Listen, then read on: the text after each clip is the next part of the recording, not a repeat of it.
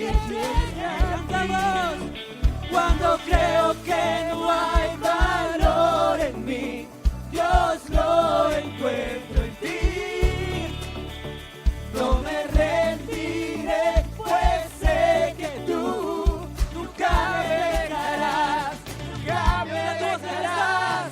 Tu amor me cautivó, nunca está lejos.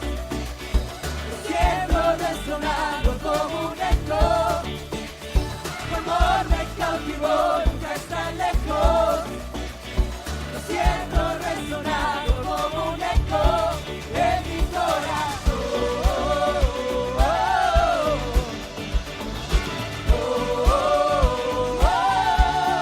En mi corazón.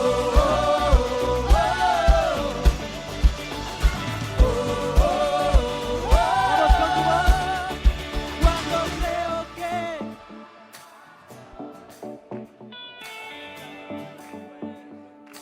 no me rendiré, no me rendiré, pues sé que tú nunca me dejarás, ya me dejarás. Tu amor me cautivó, resonando como un eco. Tu amor me cautivó, nunca está lejos. Lo siento resonar, resonar. Tu amor me cautivó, nunca está lejos.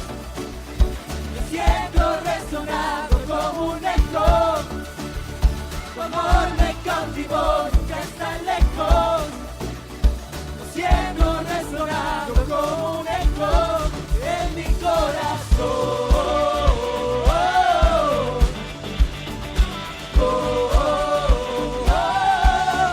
En mi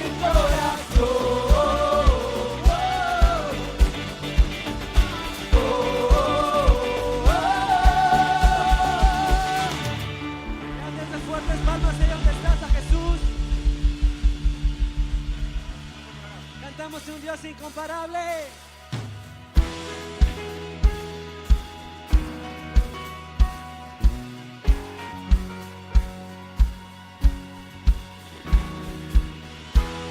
Tu gran amor es sobre todo. Puedo ver tu corazón. La eternidad no es suficiente para adorarte, mi Dios. Para adorarte, mi Dios. Dios todopoderoso, cantamos de tu amor glorioso. Tú brillas más que mil estrellas, no hay nadie como tú.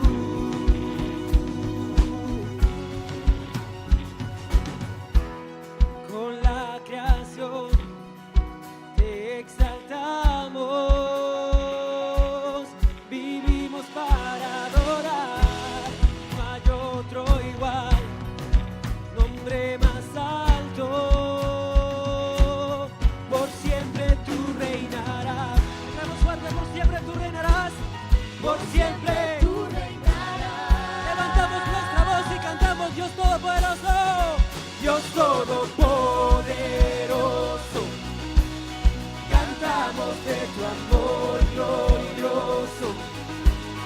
Tú brillas más que mil estrellas, no hay nadie como tú. Dios Todopoderoso, cantamos de tu amor glorioso. Tú brillas más que mil estrellas, no hay nadie como tú. Aleluya, gracias Señor. Gracias por lo que sigues poniendo, por lo que sigues edificando en nosotros. Gracias Señor, amén. ¿Cómo están? Qué rico break tuvimos, aunque sea de un ratito. Así es, continuamos con nuestra jornada de Salvemos a la Familia y con esa hermosa sonrisa que Dios le ha dado. Saluda a las personas que están a su alrededor, bendígales, denles la bienvenida una vez más. Somos familia y tomen asiento.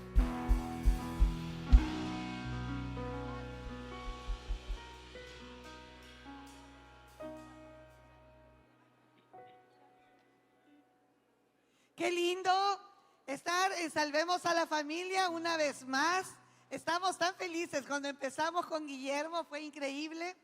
Empezamos con nuestros hijos en Orlando. Estábamos de vacaciones y de pronto le dijimos a nuestros hijos, ¿qué hacemos para poder hacer un movimiento que ayude a las familias a ser equipadas, a ser restauradas? Ya nosotros veníamos trabajando con familias, Guillermo y yo, y los chicos crecieron escuchándonos dar clases, enseñábamos siempre desde que ellos eran muy bebitos. Ellos a veces traían una frazadita y la ponían cerca a las sillas donde enseñábamos y se dormían, y ellos crecieron viéndonos enseñar. Entonces estábamos en Orlando de vacaciones y dijimos, hay que hacer algo que pueda traspasar denominaciones, que pueda traspasar las naciones. Y en eso de jugar con nombres salió Salvemos a la Familia. Así que mandamos a hacer unas pulseritas y desde ese momento empezó ya Salvemos a la Familia, y gracias a Dios ahí Salvemos a la Familia en todos los continentes, ahí en Europa, ahí en Asia, ahí en todas partes. Y lo lindo es que en nuestra amada América Latina ya tenemos Salvemos a la Familia en casi todas las naciones también. Así es, así que desde el hemisferio sur está saliendo parte de ese avivamiento que Dios nos declaró que iba a ocurrir a las diferentes naciones del mundo. Y a Dios gracias, Salvemos a la Familia es un ingrediente más, un granito más dentro del mar de bendiciones de Dios y de transformación de parte del cielo que quiere traer aquí a la tierra. Y este año dijimos, bueno, vamos a hacer algo para que puedan llevarse a casa. En realidad cada año tenemos diferentes cositas de merch, pero en esta taza quisimos poner un pensamiento de Guillermo, porque ustedes saben, Guillermo es el pensador, Guillermo es el intelectual del grupo y yo soy la buena gente. Pero el que hace todo, el que escribe los libros, el cerebro de todo es Guillermo, y yo solamente hago. Ella es la mi gran parte. profeta exhortadora. ¿Qué tal si damos un fuerte aplauso a la pastora Milagro? Espectacular. Entonces yo me encargo de plasmar todo lo que hay en el corazón de Guillermo. Yo lo pongo en papel y ella hace que sea famoso. Yo lo ejecuto. Pero me gustó un dicho que puso Guillermo y una definición de familia. Así que hemos hecho estos polos con esa definición. Hicimos unas tazas con esta siguiente definición que la queremos compartir con ustedes. Familia, lugar seguro de existencia humana, creado por Dios como fundamento para la convivencia, el tesoro más grande de la humanidad. Amén. Ahí lo tenemos, permítamos leerlo una vez más. Familia, lugar seguro de existencia humana, creado por Dios como fundamento para la convivencia, el tesoro más grande de la humanidad.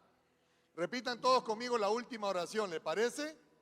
A la voz de 3, 1, 2, 3. El tesoro más grande de la humanidad. Esa es familia. Y eso es lo que tenemos que cuidar, eso es lo que tenemos que preservar, eso es lo que tenemos que anunciarle a esta humanidad necesitada, que hay un lugar de existencia creado por Dios como fundamento para la convivencia, y es la familia. Y por eso que tenemos que alimentarla, cuidarla y aprender desde los modelos de Dios a vivirla, de tal forma de que las siguientes generaciones puedan disfrutar ese bienestar propuesto por el Creador para toda la humanidad. Así que también hemos hecho esto para los celulares y tenemos varias cositas que dicen Salvemos a la Familia. Claro, incluyendo el polo. Incluyendo el polo, con el dicho. Si hay politos para bebés también, para niños. Si hay una familia que quiere tener el mismo polo y que sus hijos tengan el mismo polo, también está atrás. Ayer Marco y Fernanda Brunet tomaron un polo de todas las tallas para los chicos, igual Daniel Calvetti, para todos los chicos. De eso se trata, hagamos familia Imagínense, cuando nosotros llevábamos a Disney a los niños, cuando eran chiquitos, a Paz, a Fe y a Juangui, o nos íbamos a algún lugar, nosotros teníamos unos polos que decían familia y teníamos una casa. Y nos poníamos los 5 los polos y íbamos a cualquier lugar y la gente nos miraba, porque siempre queríamos decir que la familia era importante. Cada vez que subíamos a un avión, los 5 teníamos el mismo polo. Cada vez que íbamos a un parque de diversiones, los 5 teníamos un polo que decía familia. Siempre hemos evangelizado, aún con lo que teníamos, porque sabíamos que la familia necesitaba ser cuidada. Y me da risa porque hay un montón de gente que me dice, ¿y cómo te llamas? Y le digo, Milagros. ¿Y tus hijas? Bueno, ella es Paz, ella es Fe. Y todos dicen, ay Dios mío, ¿y cómo se llama tu esposo? Y le digo, Guillermo. Y mi hijo precioso, que este año por primera vez no está con nosotros. Él es productor musical y vive en Los Ángeles. Él está allá con mucho trabajo y no pudo venir, pero él es el Juan Guillermo Aguayo, Juangui le decimos, y es una parte maravillosa de nuestra familia que hoy estamos extrañando mucho, mi lindo Juangui. Entonces, ahí tenemos mercadería y merch. No te vayas sin llevarte algo que te haga recordar lo hermoso que la estás pasando con nosotros. Estamos muy felices de ser parte de nuestra familia. Salvemos a la familia, una causa que todos debemos de abrazar.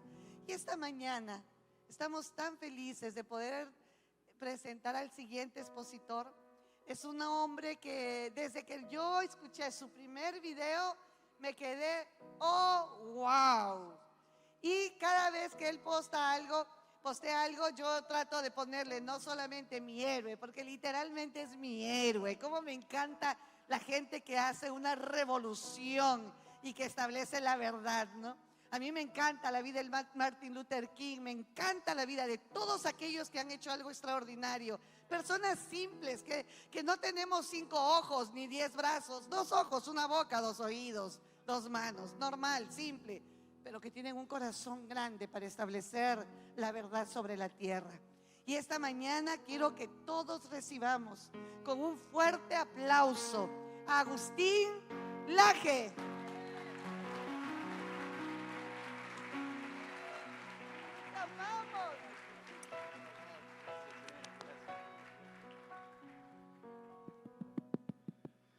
Muy buenos días a todos.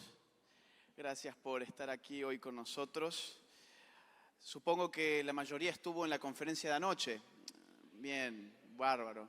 Y les dije, bueno, lo más tétrico pasó, porque lo más tétrico consistió justamente en explicar qué era la ideología de género, sus orígenes, sus teorías, y a todo eso nos dedicamos anoche. Ahora la intención es tomarme un buen tiempo, 1 hora y media, pero les aseguro que se va a pasar rápido y que voy a intentar no quedarme corto, porque tenemos mucho de qué hablar. Y esto tiene que ver con poder analizar el escenario político y cultural en el cual nosotros nos estamos moviendo. Vamos a tratar de recetar cosas en esta charla. Ayer hablamos de qué teníamos enfrente, contra qué nos estamos enfrentando, qué está poniendo en peligro nuestras familias, qué está poniendo en peligro la vida, qué está poniendo en peligro la libertad. Ahora vamos a hablar sobre qué podemos hacer nosotros frente a esto. Para eso, vamos a la próxima, por favor. Próxima, esto lo hablamos ayer, no lo vamos a repasar porque no vamos a tener tiempo. Quiero conceptualizar un poquito la idea de batalla cultural. Lo que nosotros estamos viviendo en este momento es una batalla de tipo cultural. Y por ser cultural, no se vayan a pensar ustedes que es menos nociva que una batalla militar. Tampoco se vayan a pensar que por ser cultural es menos nociva en términos de víctimas. ¿Cuántas víctimas se ha llevado ya el aborto? ¿Cuántos niños ha asesinado ya el aborto? En los Estados Unidos, desde el año 73 que se legaliza, desde el año 73 hasta hoy, más de 60 millones de muertos se ha llevado el aborto.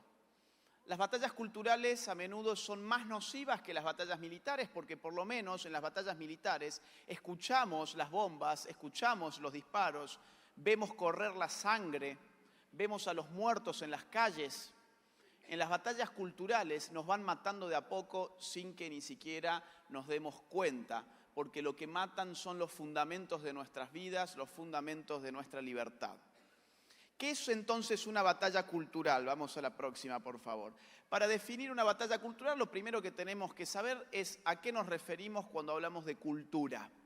¿Qué es la cultura? Digo, la cultura es un libro de Shakespeare, la cultura es un libro de Vargas Llosa, la cultura es un libro de García Márquez, la cultura es Harry Potter. No, la cultura es mucho más que eso. La cultura para la sociología es el campo específico de lo intelectual y de lo artístico, de cuyo seno irradian tipos particulares de ideologías, signos, valores, creencias y normas que terminan caracterizando la vida social. Cuando hablamos sobre las costumbres, sobre los modos del habla, sobre las creencias, sobre los ritos, cuando hablamos sobre todo aquello que caracteriza nuestra vida social como tal, estamos hablando de elementos culturales. En una batalla cultural, lo que está en juego es una cultura. Pero nosotros hemos definido solamente cultura. Nos falta hablar un poco sobre batalla, porque estamos hablando de batalla cultural. Para ello vamos a la próxima. ¿Qué es una batalla? Una batalla es un tipo de conflicto que se caracteriza por tener ciertos componentes. Esos componentes son estrategias, tácticas, hay una dirección consciente en las batallas y una batalla está enmarcado en un conflicto de cierta envergadura. Por ejemplo, ¿cuáles son los equipos de fútbol más importantes de Perú? La U, Alianza y la U. Bueno, pongamos que juega Alianza contra la U, no sé. Gana Alianza. Y digamos que los barrabravas, los hinchas de los equipos, en estas cosas que suelen pasar en el fútbol, se empiezan a tirar piedrazos y empiezan los puñetazos y empieza la riña y hay un descontrol total. ¿Estamos frente a una batalla? ¿Qué piensan ustedes? ¿Estamos frente a una batalla en una situación como esa? Por ahí va. ¿Quién lo dijo? ¿No hay? Es una escaramuza. Eso es una escaramuza. Salimos a bailar a una discoteca y vemos que de golpe no sé quién porque la novia de este otro y empiezan a los puñetazos. Eso no es una batalla. Para que haya una batalla se tienen que dar ciertos componentes, tiene que haber una conciencia sobre la envergadura del conflicto, las formas de elaborar estrategias, las tácticas que dirigen cada movimiento de esa batalla. Una batalla cultural, vamos a la próxima, entonces, ¿qué es? Juntamos cultura, juntamos batalla, tenemos una noción de cultura, tenemos una noción de batalla, y una batalla cultural entonces es una contienda, es decir, un conflicto, un choque, por la definición de los elementos dominantes de una cultura, y esto es lo más importante, cuidado, mucha atención, no son cosas fáciles, donde la cultura aparece al mismo tiempo como medio y como fin de una disputa de relativa magnitud. Vuelvo. ¿Qué es una batalla cultural? Es un conflicto por la definición de los elementos dominantes de una cultura, donde la cultura aparece al mismo tiempo como medio y como fin de una disputa de relativa magnitud. Esto lo vamos a clarificar con un ejemplo. Supónganse, a ver, ¿qué país no les gusta? Difícil la pregunta, ¿no? Digamos, ¿sos argentino o qué? Vamos a poner que el régimen de Maduro, mejor dicho, más que país que no te gusta, ¿qué régimen? Esa es la pregunta. ¿Qué régimen no te gusta? Vamos a poner, el régimen de Maduro invade Perú. ¿Vamos a suponer? Digo, algo de eso está pasando en la región en este momento, cuidado, ¿eh? Lo que pasó en Chile ahora no es una cuestión espontánea, guarda. Maduro invade Perú, invade Lima. Y el ejército de ocupación a punta de pistolas dice, se cierran desde este momento todas las iglesias. Desde este momento el ejército de ocupación se hace cargo de la educación de sus hijos. Desde este momento queda prohibido creer en Dios. Desde este momento se cambia la bandera. Desde este momento se cambia el himno. Estamos frente a una batalla cultural. Levante la mano quien piensa que sí. Déjela arriba. Ok. Ahora levante la mano quien piensa que no. Y el resto no sabe, no contesta. Hay dos personas que, a ver, por ahí alguien dijo que no. ¿Querés ponerte de pie y contarme por qué pensás que no? Porque vos tenés razón. ¿Por qué pensás que eso no sería una batalla cultural? No, en verdad sí hay. A ver vos, atrás. Por ahí va mejor, por ahí va mejor. ¿Por qué no hay una batalla cultural? Porque el fin es la cultura en la medida en que te están cerrando las iglesias, te están cambiando la bandera, te están cambiando todo. Pero el medio no es la cultura, el medio son las armas de un ejército. El medio en la batalla cultural es la cultura misma. La cultura es el medio y es el fin. ¿Cuál es el medio cultural? Medios de comunicación, escuelas, universidades, ONGs, instituciones internacionales, organizaciones internacionales. Para hablar de batalla cultural tenemos que pensar en una penetración cultural que no tiene que ver con una imposición a punta de pistola, sino con un trabajo progresivo sobre nuestra mente, a través de dispositivos culturales que son, por ejemplo, los que hemos mencionado, los más característicos. Lo que hoy estamos viviendo no es una batalla militar, es una batalla cultural, pero la agresión existe. Y es más nociva todavía que la militar porque no nos damos cuenta que existe. Y por eso no podemos reaccionar. Vamos a la próxima, por favor. Entonces yo he traído hoy para ustedes un esquema para que nosotros podamos pensar estas cuestiones. Yo creo, a ver, la intención de esta charla es que nosotros podamos pensar estratégicamente. Porque solo pensando estratégicamente podemos elaborar acciones que sean realmente eficientes y eficaces. Este es el mapa del poder. Hoy nosotros estamos lidiando con esto que ustedes ven en pantalla. El juego tiene 3 niveles. El juego en el cual estamos inmersos hoy con el tema ideología de género tiene 3 niveles. Lo que hemos llamado batalla cultural, cuyos agentes son medios tradicionales de comunicación, la farándula, vamos a hablar de todo esto, los movimientos sociales, los medios digitales, las redes sociales, las ONGs, los think tanks, ya vamos a ver qué son esas cosas, las familias, los colegios, las universidades, me faltó en el mapa. Hay una batalla política, que es la batalla que se da en el seno del Estado, donde batallan los partidos políticos, los dirigentes políticos, los poderes que tiene el Estado, el legislativo, el ejecutivo, el judicial. Ustedes fíjense que en muchos de nuestros países la agenda de género avanza no por el legislativo, sino por el judicial. Ecuador, por ejemplo. Colombia, por ejemplo. Aquí en Perú algo también de eso hay. Y arriba de todo hay un juego internacional del cual también vamos a hablar. Hay fuerzas internacionales que están imponiendo esta agenda, que baja en cascada. Esas fuerzas internacionales impactan tanto sobre la batalla política como sobre la batalla cultural. Y hay 2 agentes bien particulares. Organizaciones internacionales y ONGs internacionales. No son lo mismo. Organizaciones internacionales son, por ejemplo, la ONU, OEA, UNICEF, la Corte Interamericana de los Derechos Humanos, el Fondo de Población de la ONU. ONGs internacionales, por ejemplo, ¿les suena Planned Parenthood? Eso es una ONG internacional, IPPF, la versión internacional de Planned Parenthood. Por ejemplo, la Ford Foundation, la Fundación Ford, la Fundación Rockefeller, la Fundación de Bill y Melinda Gates, Open Society de George Soros. Vamos a hablar de todo eso. Este es el mapa del poder. Lo vamos a analizar punto por punto en esta hora y 18 minutos que me queda. Próxima, por favor.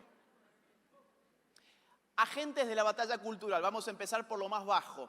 En lo más bajo estamos nosotros, Nuestra lucha en este momento es esa. ¿Por qué? Porque nosotros no estamos ni en ONGs internacionales ni estamos en el Estado. Estamos dando luchas al nivel de la cultura. Vamos a ver uno de estos agentes, medios tradicionales. ¿Qué piensan ustedes? ¿Nosotros tenemos alguna ventaja en términos de los medios tradicionales de comunicación? Los medios tradicionales, vamos a poner por ejemplo, el comercio, RPP. ¿Qué otro más es bastante conocido acá? ¿Qué otro medio tradicional? ¿Qué diario, qué radio, qué televisión? La República. ¿Son funcionales a la ideología de género o defienden la vida y la familia? En general son funcionales a la ideología de género. A mí no me quisieron invitar nunca más de RPP desde que esta periodista me quiso enseñar las tetas. No sé si ustedes lo habían visto. Desde ese momento ya nunca más me quisieron invitar. Generalmente nos silencian. Hacen como si nosotros no existiéramos. Ya vamos a ver por qué. Vamos a la próxima. Próxima, por favor, también. Próxima. Próxima. ¿Cómo nos afectan los medios de masa? A través de 3 formas que han quedado muy bien explicadas por la psicología social. Una es el framing, que se llama enmarcado. Las noticias se enmarcan. No se piensen ustedes que todo lo que ven en los medios de comunicación es información objetiva. Cada palabra escogida en un titular, cada fotografía escogida para ilustrar, cada bajada de línea que tiene una noticia, tiene siempre un enmarcado, hay una intencionalidad. El priming, o en español, el primado. ¿Qué es el primado? Se los pongo con un ejemplo muy simple. Yo les pongo una cartulina de color amarillo y les digo, mire fijamente esta cartulina de color amarillo, y ustedes la ven durante un rato. Y les digo ahora, dígame el nombre de una fruta. ¿Qué fruta se le viene a la cabeza? Banana, plátano, piña, ¿no? El primado existe cuando se genera un efecto en otro campo a partir de un estímulo psicológico previo. Los medios de comunicación nos estimulan, nos hiperestimulan constantemente, incluso insertando en nosotros determinadas palabras que nosotros terminamos utilizando sin saber ni siquiera qué significan. Ayer lo hablábamos, ¿se acuerdan que hicimos el juego de la destrucción y la deconstrucción, el patriarcado, etcétera?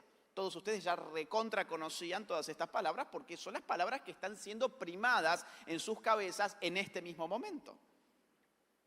Y el tercer punto es lo que se llama agenda setting o establecimiento de agenda, que es una teoría muy importante dentro del análisis de medios de masas porque establece que quizás los medios no tengan el poder de decirte qué tenés que pensar, pero sí tienen el poder para decirte en qué tenés que pensar. Los medios de comunicación lo que hacen es establecer una agenda pública. Ellos establecen cuál es el tema importante del momento y cuál no es el tema importante del momento. Un ejemplo, el aborto en Argentina el año pasado. En Argentina por año, por abortos ilegales, mueren 19 mujeres por año. Por cáncer de mama mueren más de 6.000 mujeres por año.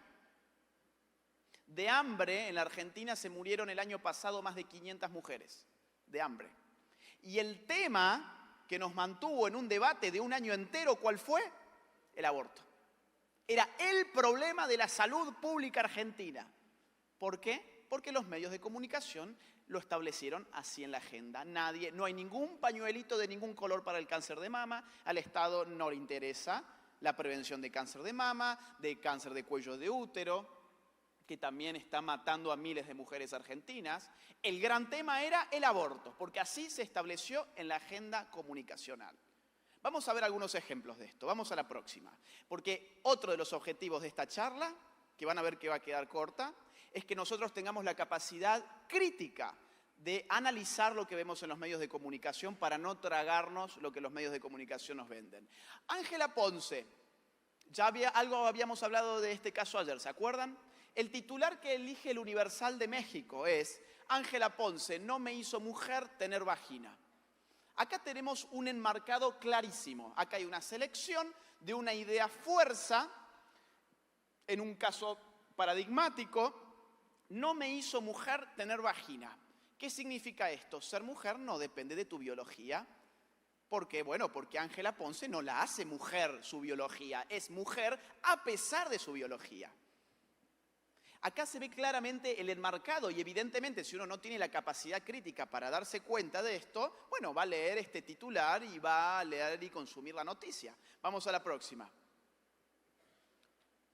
¿Se acuerdan de esta placa que también habíamos visto ayer? No la habíamos analizado, yo lo había mencionado nomás. Pero fíjense, son dos trans que se meten en un certamen de moda o algo más o menos así, de reina de la vendimia, una cosa que se hace en Argentina, ¿no?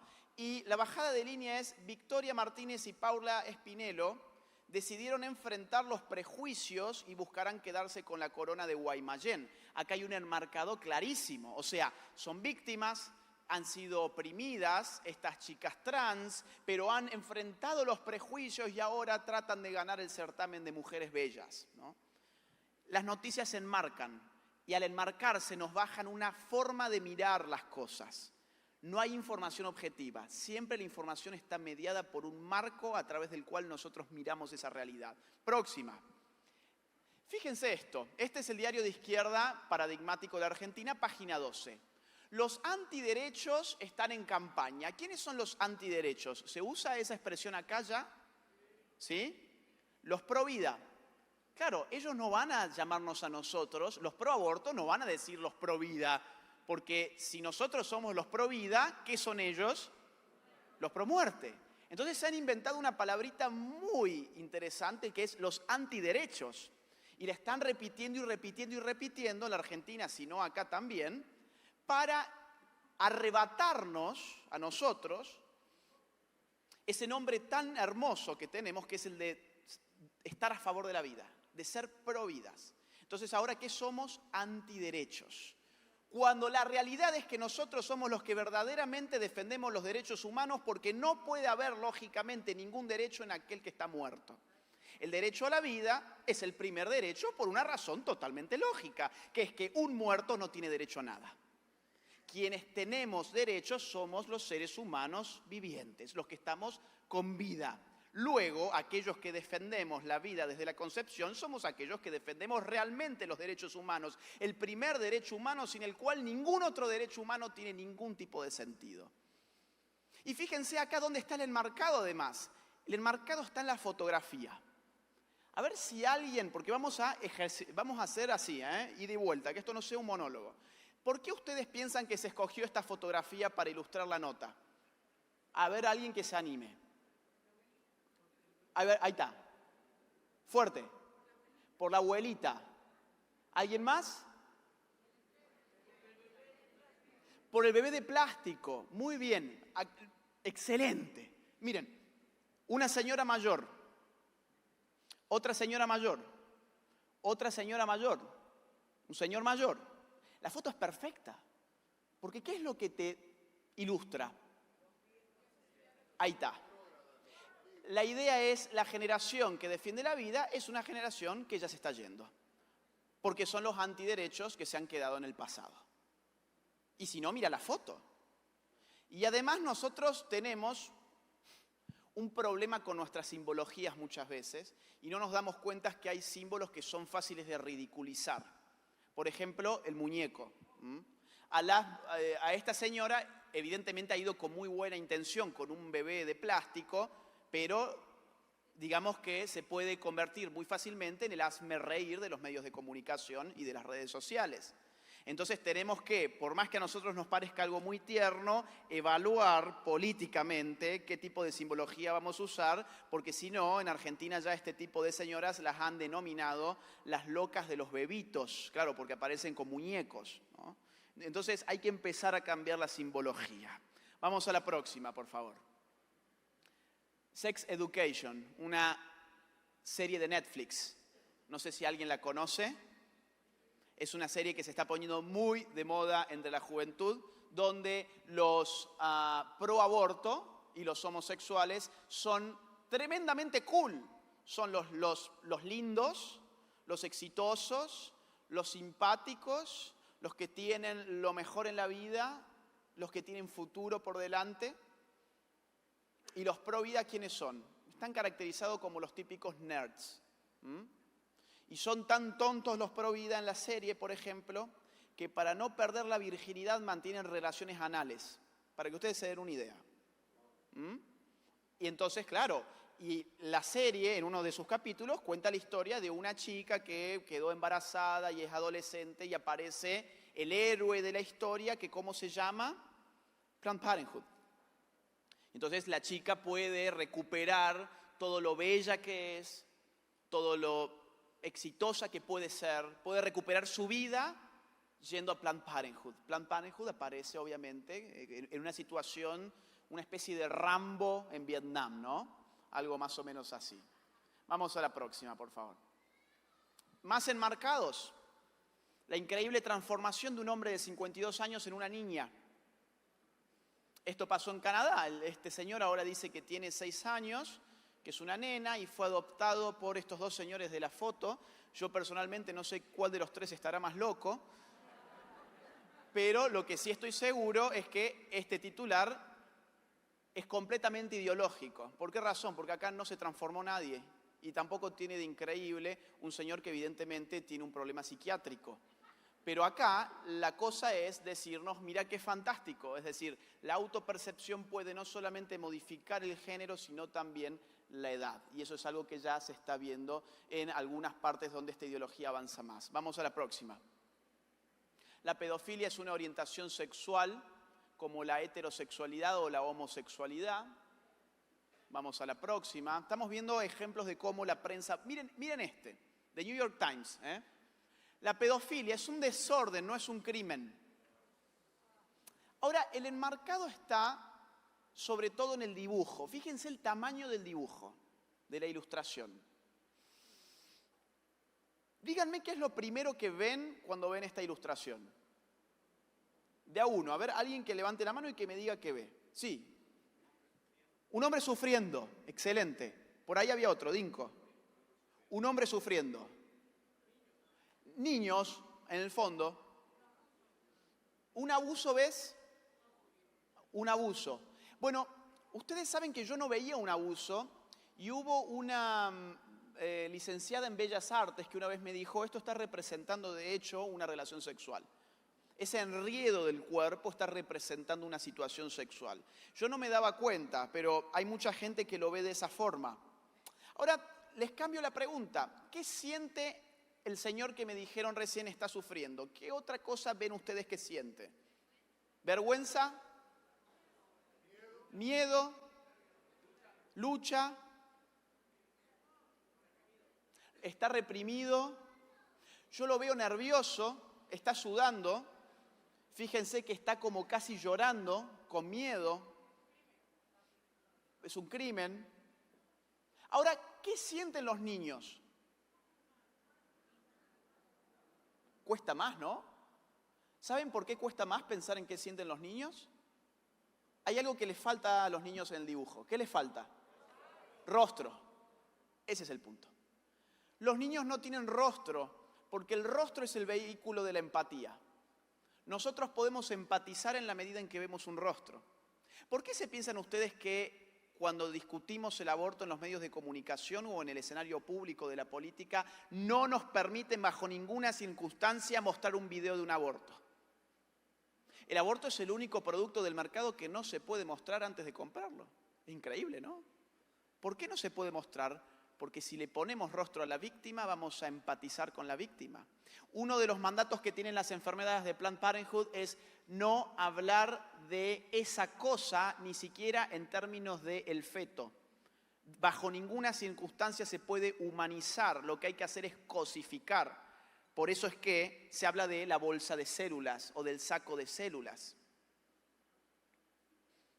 Se los pongo con otro ejemplo. Vamos por la ruta y de golpe, ¡pum!, nos llevamos puesto un perro. Se nos cruzó un perro, lo reventamos al perro.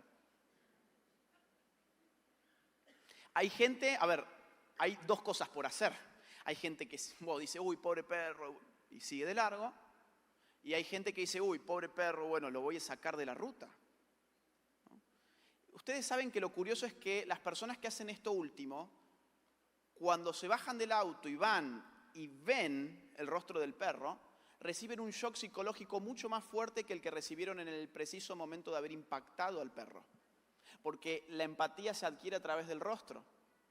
Acá este dibujo no está establecido de esta forma de manera arbitraria. Está totalmente calculado porque en la batalla cultural hay estrategias y hay tácticas.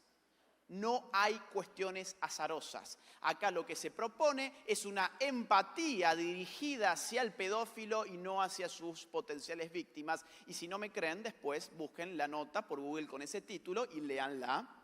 Y van a ver que es toda una nota lacrimógena porque qué pobre gente que son los pedófilos, tenemos que comprenderlos, están sufriendo, están marginados. Ellos, bueno, aman en una forma que no debería amarse a los niños todavía, pero están sufriendo y tenemos que empatizar con ellos, no con estos de acá arriba. Próxima. ¿Ves? O sea, tenemos que aprender a hacer estos análisis. Tenemos que aprender a analizar críticamente. Este me encanta. Este es de Clarín, Argentina, el diario más importante de mi país. Confesó estar enamorada, se casó con una estación de tren y asegura tener sexo mental con ella. Carol contó que su relación con el edificio comenzó en 2011 y 4 años después se casó con ella. Ahora, ¿dónde está? A ver, está clarísimo dónde está el enmarcado ideológico. O sea, esto no es un matrimonio, acá no hay sexo mental, acá en todo caso, bueno, habrá una señora que está sufriendo algún tipo de trastorno psiquiátrico y no mucho más que ello. Pero si ustedes leen la nota, y los invito a buscarla, van a encontrar que nada de esto que yo acabo de decir es cierto. Esto no es un problema psiquiátrico, esto no es siquiera un problema psicológico, esto es una orientación sexual. ¿Alguien sabe cómo se llama esta orientación sexual? Ahí está, objetofilia. O sea que si yo digo que esto no es un matrimonio, ¿qué soy yo? Un objetofóbico. Vamos a la próxima. Medios digitales. Acabamos de hacer un salpicado así para ver cómo nos influyen los medios tradicionales. Medios digitales, próxima. Hemos vivido en las últimas décadas una revolución comunicativa, una revolución sin precedentes, quizás más revolucionaria, valga la redundancia, que la propia revolución industrial. En el año 1995 había 40 millones de usuarios de Internet en el mundo. Ups. En el año 2008, 1.400 millones de usuarios de Internet en el mundo y hoy hay más de 3.500 millones de usuarios de Internet en el mundo. Hoy Internet es un campo de lucha cultural que está abierto a todos en la medida en que todos podemos hacer algo en Internet. Y hoy consumimos más Internet que medios tradicionales. Entonces la gran pregunta, yendo a la próxima diapositiva, es, vamos a la próxima, ¿qué tienen ustedes? ¿Qué usan ustedes? ¿Qué saben usar ustedes? Twitter, YouTube, Facebook, Instagram, WhatsApp. Por ejemplo, ¿quién tiene Twitter? Levante la mano quién tiene Twitter. Bueno, somos pocos, ¿eh? Estamos hablando de... ¿Cuánta gente hay acá? 2.000 personas. Y han levantado la mano 100 personas. 5%, ¿no? ¿5? Soy malo para las matemáticas, pero... ¿Sí? Es poco. Si nosotros queremos dar esta lucha cultural, necesitamos meternos en el campo de la lucha cultural. Y este es el campo más profundo. Y este es el campo de más fácil acceso. Te lleva un ratito abrirte una cuenta. De hecho, hoy nosotros tendríamos que ser tendencia en Twitter en este mismo momento. Por ejemplo, las personas que tienen Twitter, les invito a comprometerse en lo que queda del día, no sé si ustedes están de acuerdo, ¿sí? Les invito a comprometerse a estar tuiteando permanentemente con un hashtag que sea Salvemos a la Familia. ¿Por qué razón? Porque en Twitter se hace un listado de los temas del día a partir del hashtag que uno utiliza. Cantidad de tweets con un mismo hashtag sobre tiempo, esa es la ecuación. Cuantos más tweets estén saliendo con un mismo hashtag en un periodo corto de tiempo, ese tema sube. Y si nosotros podemos imponer como tendencia en el Perú hoy, salvemos a la familia, este congreso no va a ser para 2.000 personas, sino que va a ser para muchos miles de personas, para miles de personas que no están acá.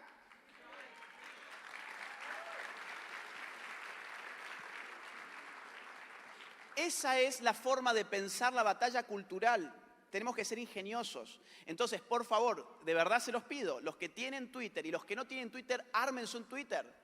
Es aburrido, a mí sinceramente me gustan más otras, pero esta está siendo indexada permanentemente ¿por quién? Por los medios tradicionales que establecen su agenda a partir de las discusiones que se generan en Twitter últimamente. Entonces, si ustedes tienen Twitter, utilicen hashtag salvemos a la familia y comenten cosas que están escuchando ahora, saquen fotos, suban las fotos, pongan videos, pongan sus opiniones, sus comentarios, todos con el mismo hashtag durante todo el día. A ver si lo podemos. Miren, si acá tuviéramos 300 personas con Twitter, ese hashtag se puede instalar ya mismo. Eso habla del compromiso que nosotros tenemos que tener con esta lucha. Y el compromiso también es digital, porque hay un mundo digital que se ha estructurado en los últimos años y del cual no podemos estar al margen, porque también es real. No se piensen que el mundo digital es irreal, si está ahí. Es otro tipo de mundo. Y nosotros tenemos que tener los pies en los dos mundos. Próxima. Un ejemplo más, YouTube. En cada minuto en YouTube se suben 300 horas de video. Cada minuto se suben 300 horas de video. Se ven 3.25 mil millones de horas de video al mes. En promedio hay 1 billón, o sea, 1.000 millones de visualizaciones de video en celulares al día. ¿Qué hacemos nosotros que no tenemos nuestros propios canales? ¿Qué hacemos nosotros que no estamos difundiendo contenido relevante en una maquinaria tan poderosa como es YouTube? YouTube no solamente es para ver, nos permite producir. Si nosotros solamente vemos, somos sujetos pasivos. Tenemos que ser sujetos activos. Vamos a la próxima. La farándula. ¿Se acuerdan? Habíamos dicho, otro agente de batalla cultural es la farándula. ¿Saben qué es la farándula? ¿Se usa acá esa palabra? Farándula, en una palabra, para quien pueda no saber muy bien a qué me refiero, es ese conjunto de personas que canta bien, actúa bien, o mejor dicho, a veces dicen ellos que cantan bien y dicen que actúan bien porque a veces son un desastre, pero lo importante es que están en la televisión, ¿no? Entonces los miramos y son como nuestros dioses modernos. Entonces todo lo que ellos digan va a ser palabra santa. ¿Por qué? Porque son famosos. Y entonces fulanita, que actúa en la telenovela de la noche y es muy famosa, tiene algo para decirnos sobre el aborto. Y todos estamos escuchando qué dice fulanita sobre el aborto. Y habrá mucha gente que dirá, mirá, el aborto resultó ser algo muy bueno porque fulanita dijo que es bueno y fulanita actúa muy bien en la telenovela de la noche. Ustedes se ríen, pero así funcionamos, ¿eh? Así funcionamos. Vamos a ver algunos ejemplos. Próxima. Lali Espósito es la ídola número 1 de las teenagers, de las adolescentes, preadolescentes de Argentina. Ella se montó la campaña mediática del aborto sobre sus hombros el año pasado en el país y figuró cada vez que aparecía en público con el que ustedes ya saben es el pañuelo abortista, el pañuelo verde. Acá están los Grammy Latinos, por ejemplo. Ahora, ¿cuál es el mensaje? El mensaje no es simplemente una chica con un pañuelo verde, porque ella no es una chica más, ella es una chica que impone tendencia. El mensaje acá es, ustedes que me idolatran a mí, que quieren ser tan lindas como yo, quieren ser tan cool como yo, tan exitosas como yo, van a necesitar ser como yo. Y parte de mí es este pañuelo y esta causa. En Argentina tenemos nenas de 11 años, de 10 años, de 9 años, con los pañuelos verdes y no tienen la más remota idea de qué significa un aborto. Pero lo tienen que usar. ¿Por qué? Porque hay que estar a la moda. ¿Y quiénes imponen las modas? La gente de la farándula. Vamos a la próxima. Fíjense que exactamente lo mismo se vive en Estados Unidos. ¿Por qué? Porque esto, insisto, tiene cierta coordinación. Ahora bien, no con un pañuelo verde, porque el aborto en Estados Unidos lamentablemente es legal desde el año 73, pero sí con cierta simbología que aparece en los premios Oscar, en las famosas de Hollywood, como lo que estamos viendo en pantalla. Ahí hay un pin. un pin, un prendedor, que tiene un logo. ¿Alguien sabe de qué es ese logo? Planned Parenthood. Ese es el logo de Planned Parenthood. Hay toda una militancia en este momento de Hollywood a favor de Planned Parenthood porque Donald Trump está desfinanciando a Planned Parenthood. Entonces ha saltado toda la farándula en defensa de esta institución criminal de la cual ya vamos a hablar un poquito más. Vamos a la próxima. ¿Conocen esto? Miley Cyrus, actriz como Hannah Montana en Disney Channel en su época, cantante, pop, la ídola, una de las grandes ídolas, no voy a decir la número 1, pero seguramente está entre las 5 más importantes de las ídolas adolescentes, subió hace muy poquito en su Instagram esta fotografía, donde sale lamiendo un pastel y ese pastel dice, aborto es cuidado de salud. Acá hay un mensaje mucho más profundo que esto que uno puede ver en superficie. La gran pregunta en el fondo es, si el aborto es cuidado de salud, ¿qué es el embarazo? Fuerte, a ver. ¿Una enfermedad? Si el aborto es salud, ¿qué es el embarazo? Una enfermedad. El discurso abortista está girando hacia este sentido. El discurso abortista siempre fue el siguiente. Ok, el aborto es algo muy triste, nadie quiere pasar por un aborto, pero la mujer tiene que decidir sobre su propio cuerpo si abortar o no abortar. Eso es lo que decía el discurso abortista en términos generales. Ahora, el discurso pasa a ser otro. En Estados Unidos se está encaminando hacia esto y por lo tanto se va a encaminar hacia esto en nuestros propios países también porque imitamos todo.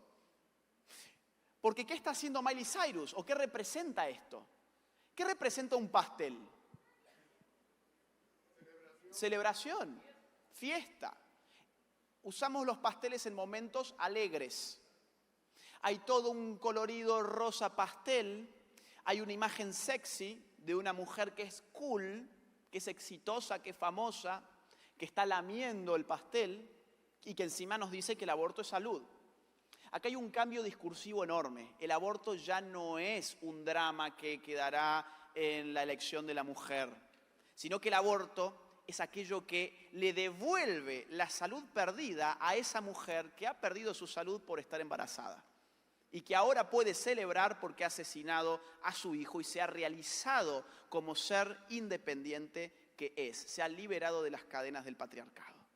Ese es el discurso. ¿Quién produjo esta fotografía? Planned Parenthood. No lo digo yo, lo dice Miley Cyrus en el pie de imagen de su propia foto. Próxima, ya vamos a hablar de Planned Parenthood. Bueno, Scarlett Johansson haciendo un video para Planned Parenthood, de pleno apoyo, obviamente. Vamos a la próxima. Lena de Netflix, otra vez el mismo discurso. Lena ama a Planned Parenthood. Esta es una de las actrices más importantes de Netflix. Entonces, el aborto ya no es tristeza, el aborto es amor. Lena ama a Planned Parenthood. Vamos a la próxima. Vamos a la próxima. ¿Cómo utilizan a la farándula? Fíjense, si la pantalla me acompaña. Florencia de la B, ¿saben quién es? Es un travesti argentino que se metió también a militar, es muy famoso, se metió a militar en la causa abortista el año pasado y dijo públicamente, bueno, antes que nada, no sé qué interés puede tener un travesti en el aborto, pero bueno, en este caso lo tuvo. Flor de la B dice, en nuestro país mueren 54 mujeres por minuto por aborto clandestino. 54 mujeres por minuto mueren en Argentina, según Flor de la B, por aborto clandestino. Vamos a la próxima. Esto que dispara la farándula, próxima.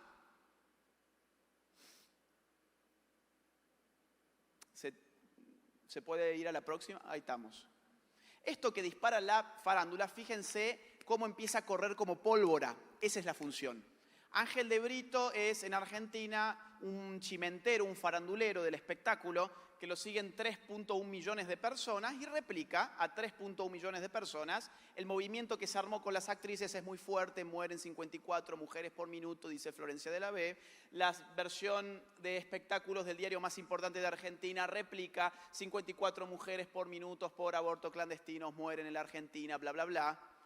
Vamos a la próxima porque nadie en general se va a tomar el trabajo de hacer algo tan simple como una cuenta matemática.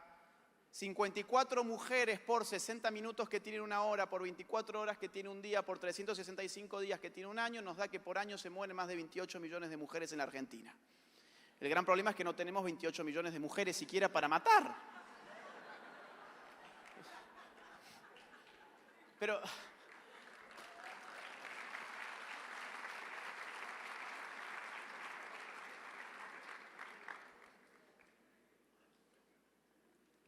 Pero ¿cuánta gente se engañó? Digo, o sea, ¿cuánta gente realmente dijo, qué bárbaro? Claro, el problema no es el cáncer de mama, 6.000 mujeres por año. El problema es el aborto, 54 por minuto. ¿Y quién lo dijo? Bueno, Flor de la B, que debe haber sido cierto si Florencia de la B sale en la televisión. Vamos a la próxima, por favor. Ustedes saben, para los amigos de México, que hay varios amigos de México. En Mérida, en Yucatán, ¿no? O es Mérida. En Mérida no se aprobó el matrimonio LGBT. ¿Y qué hizo el Estado? Inmediatamente después, casi al día siguiente, contrató a Ricky Martin y a una serie de faranduleros internacionales para hacer un congreso. Supuestamente era un show gratuito de música en donde la música era el anzuelo, la carnada. La música era la carnada. Era el sonajero para tontos. Y los tontos llegaron. Y Ricky Martin cantó su música, pero habló de lo que tenía que hablar y para lo cual se le había pagado. Hablar de que se necesita en Mérida matrimonio homosexual. Próxima, porque además de Ricky Martin, también se le pagó a Diego Luna. Diego Luna insta al Congreso de Yucatán a que apruebe el matrimonio igualitario. Cuando ellos fracasan, traen a la farándula y nosotros como tontos nos dejamos llevar por la farándula. Vamos a la próxima. Bueno, llevaron a otros más, Joy Huerta y no sé qué otra lacra farandulera haciendo obviamente su espectáculo en favor del matrimonio homosexual y cobrando para hacer eso, obviamente. ¿De quién cobraron? Del pueblo de Yucatán que paga sus impuestos. Vamos a la próxima, por favor. Espiral del silencio. Nosotros estamos sumergidos en una espiral del silencio. ¿Qué es una espiral del silencio? Es una condición psicopolítica o psicosocial que se define de la siguiente forma. Vamos a la próxima. Estamos con un problema grave, me parece, de pantalla, ¿no? Digo, yo no tengo ningún problema porque yo la presentación me la sé, pero por ahí con el público. ¿Qué es una espiral del silencio? Una espiral del silencio es una situación en la cual nosotros nos percibimos como parte de una minoría y al percibirnos como minoritarios nos autosilenciamos. Es una condición psicológica social, ¿eh? No es algo que nosotros escojamos, es parte de la naturaleza humana. Cuando nosotros percibimos que nuestra opinión es parte de lo que nosotros percibimos como una opinión minoritaria, tendemos a autocensurarnos. Si yo estoy en contra del aborto y yo percibo que hay una minoría despreciable que comparte mi opinión, ¿qué voy a hacer yo? ¿Voy a ir a contar mi opinión en la universidad? ¿Voy a contar mi opinión en el colegio? ¿Voy a hablar de lo que yo pienso con mis amigos? Evidentemente no, me voy a quedar callado e incluso si no, fingir que tengo otra opinión. Al revés, si yo percibo que mi opinión es parte de una mayoría, yo voy a gritar esa opinión. Esto es interesante porque nos habla a las claras de cómo los medios de comunicación están interfiriendo en la percepción de dónde están las minorías y dónde están las mayorías. Pero antes, déjenme contarles en la próxima placa que esto responde a la condición de animal de manada que el hombre es. Nosotros somos animales de manada. Y ahora sí la pantalla me puede complicar porque me hace falta que la vean realmente.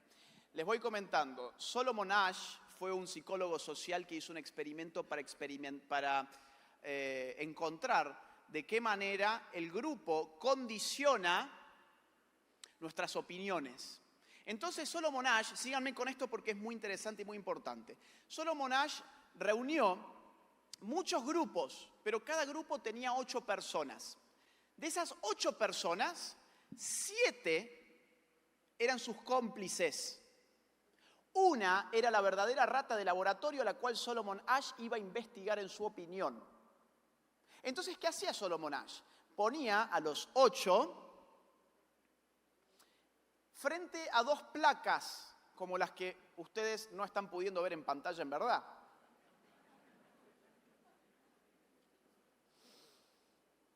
La placa izquierda, cuando se vaya eso negro, mírenla rápido, por favor.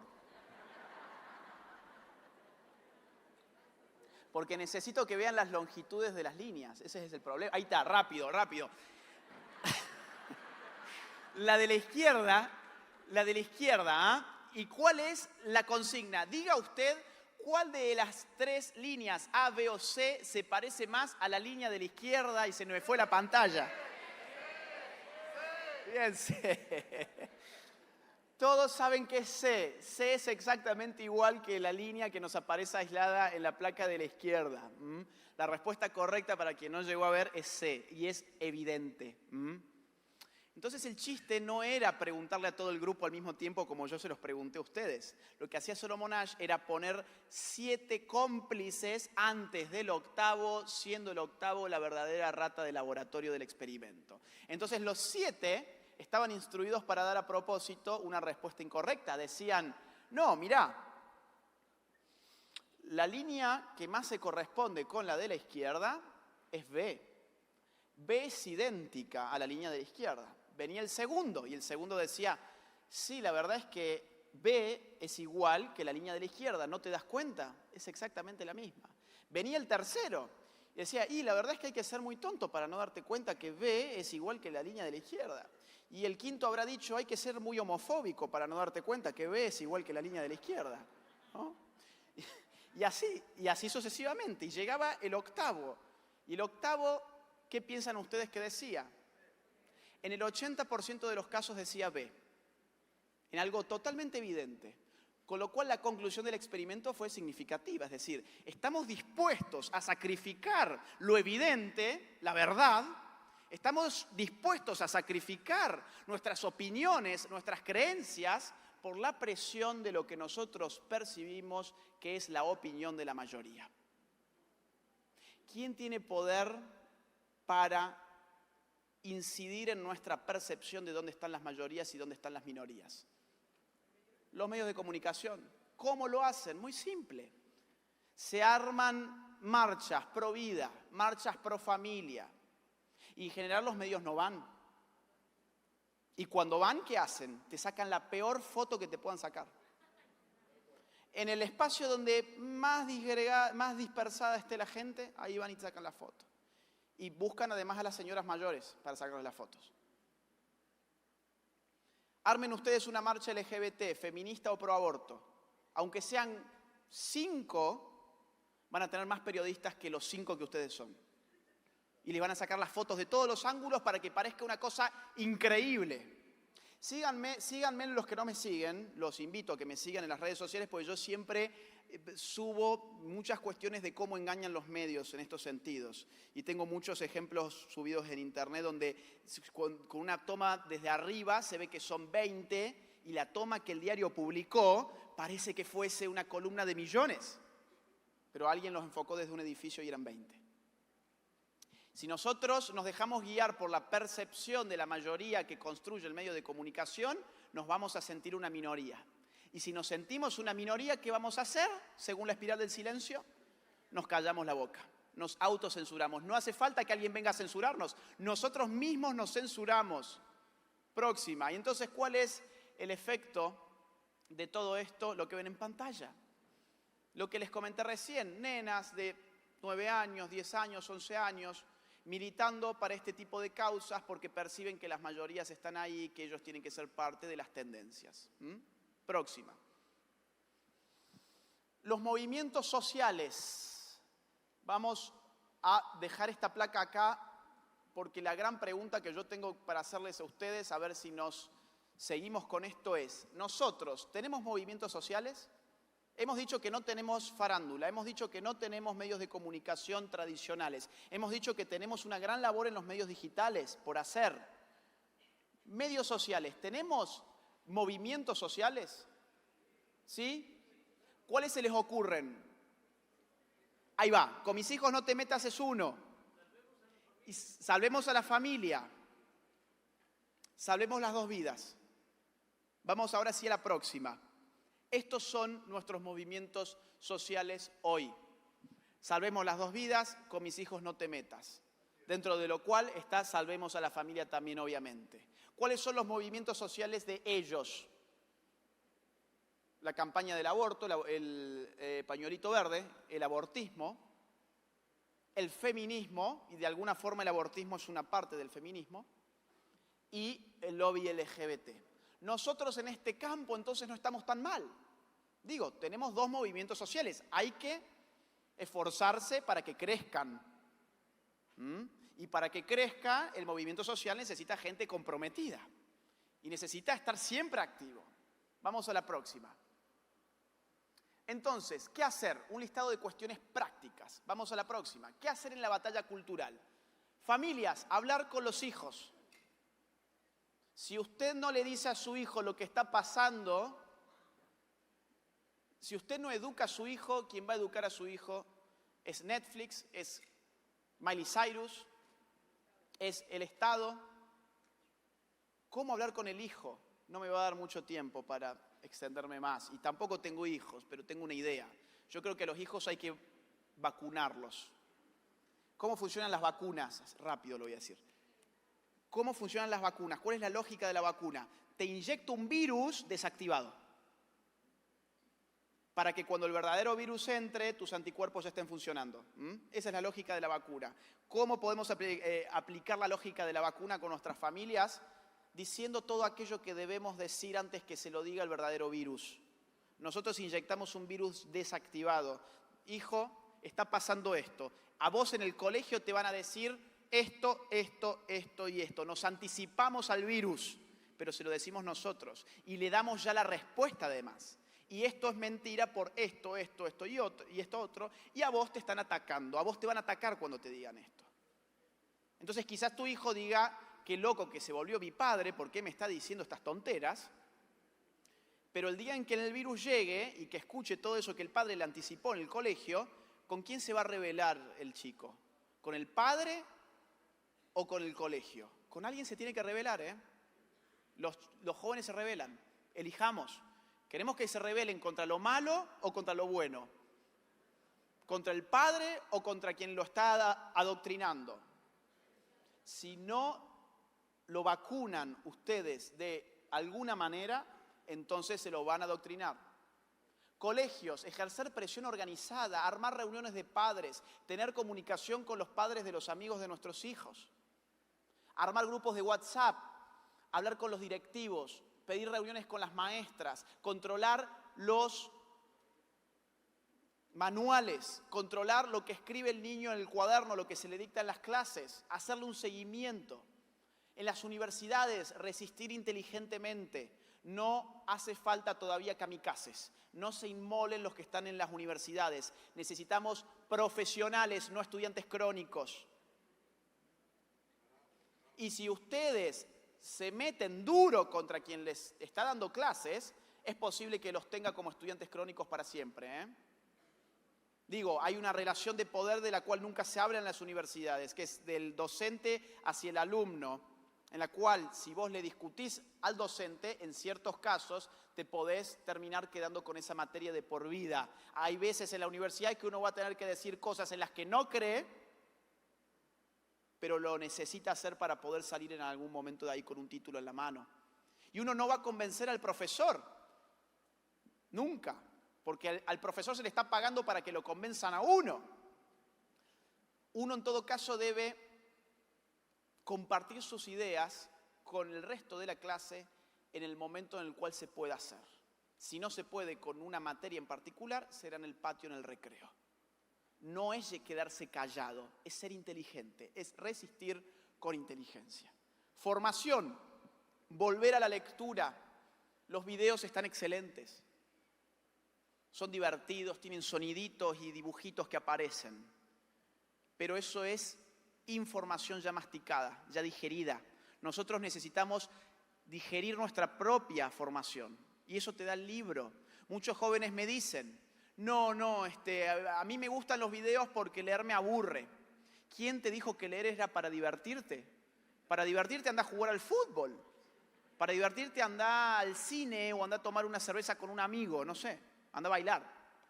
El libro es para formarte. Y si estamos viviendo una batalla cultural, las municiones no son de plomo, las municiones se llaman argumentos. Y los argumentos se forman con lectura. El video es una introducción, el video es un punto de apoyo, el video es una difusión ya digerida de algo. Pero si nosotros queremos tener en claro estas cuestiones, tenemos que poner nuestro esfuerzo y tratar de formarnos constantemente. Si no, ¿cómo vamos a vacunar a nuestros hijos si ni siquiera nosotros tenemos en claro lo que está pasando? Discursos y argumentos seculares. Esta es la parte más antipática de esta charla, por el contexto en el que estamos. Tenemos que asumir que el terreno de la política hoy es un terreno secular. En el terreno de la política, los argumentos basados en la fe, en la Biblia, en Dios, no tienen ningún efecto hoy en día. Son las reglas del juego. Entonces nosotros tenemos que ser inteligentes, en el sentido de tener argumentos sólidos que no necesariamente dependan de la Biblia o de nuestra fe, para que ellos sean aceptables por todas las personas independientemente de sus creencias particulares. Nuestros argumentos deben llegar a todos por igual, independientemente de si creen o no creen en Dios. Les voy a poner algo muy simple, un ejemplo. Supónganse que estoy en un programa de la televisión y me dicen, ¿por qué estás en contra del aborto? Y yo digo, porque la vida empieza desde la concepción, porque Jesús pateó el vientre de María cuando ésta vio a Isabel. Así dice, ¿no? La palabra. Yo mucho de estas cosas no sé. Entonces pido autorización, ¿no? Que me dé más o menos. O ustedes supónganse que al revés. Yo digo, estoy en contra del aborto porque la vida empieza desde la concepción, porque la genética más moderna ha encontrado que existe una independencia del ADN de aquello que ha sido concebido respecto del ADN que caracteriza todo el cuerpo de su madre. Y que desde ese preciso momento empieza la multiplicación celular de un ser humano, porque genoma humano caracteriza la esencia de ese ser, que empieza una etapa de desarrollo vital que va a terminar con la muerte natural. Evidentemente, este argumento puede ser aceptado por ateos, agnósticos.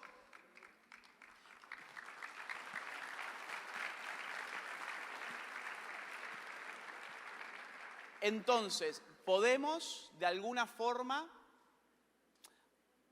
hablar de Dios con las palabras de los hombres, de alguna manera, no sé bien cómo ponerlo, pero podemos dar argumentos sólidos que sean aceptados por todos, independientemente de nuestra fe, y en estos temas hay que nuclear a todos, porque la política es el arte de acercar a los próximos, no a los idénticos. La política no es el arte de acercar a los idénticos, sino a los similares. Si vos estás a favor de la familia pero no crees en Dios, no nos tiene que interesar en el fondo, porque está en juego la familia. Luego las discusiones de la fe tendrán lugar en otro espacio, pero con esa persona nos tenemos que dar la mano y luchar juntos. Los mismos entre las iglesias. Ya no importa de si ellos creen en los santos o en las imágenes y nosotros no. Si ellos creen en la Virgen María o nosotros no. Ese no es el punto. El punto es que está en juego la vida, la familia y la libertad como para que nosotros nos dividamos por cosas que no tienen sentido con todo lo que está en juego.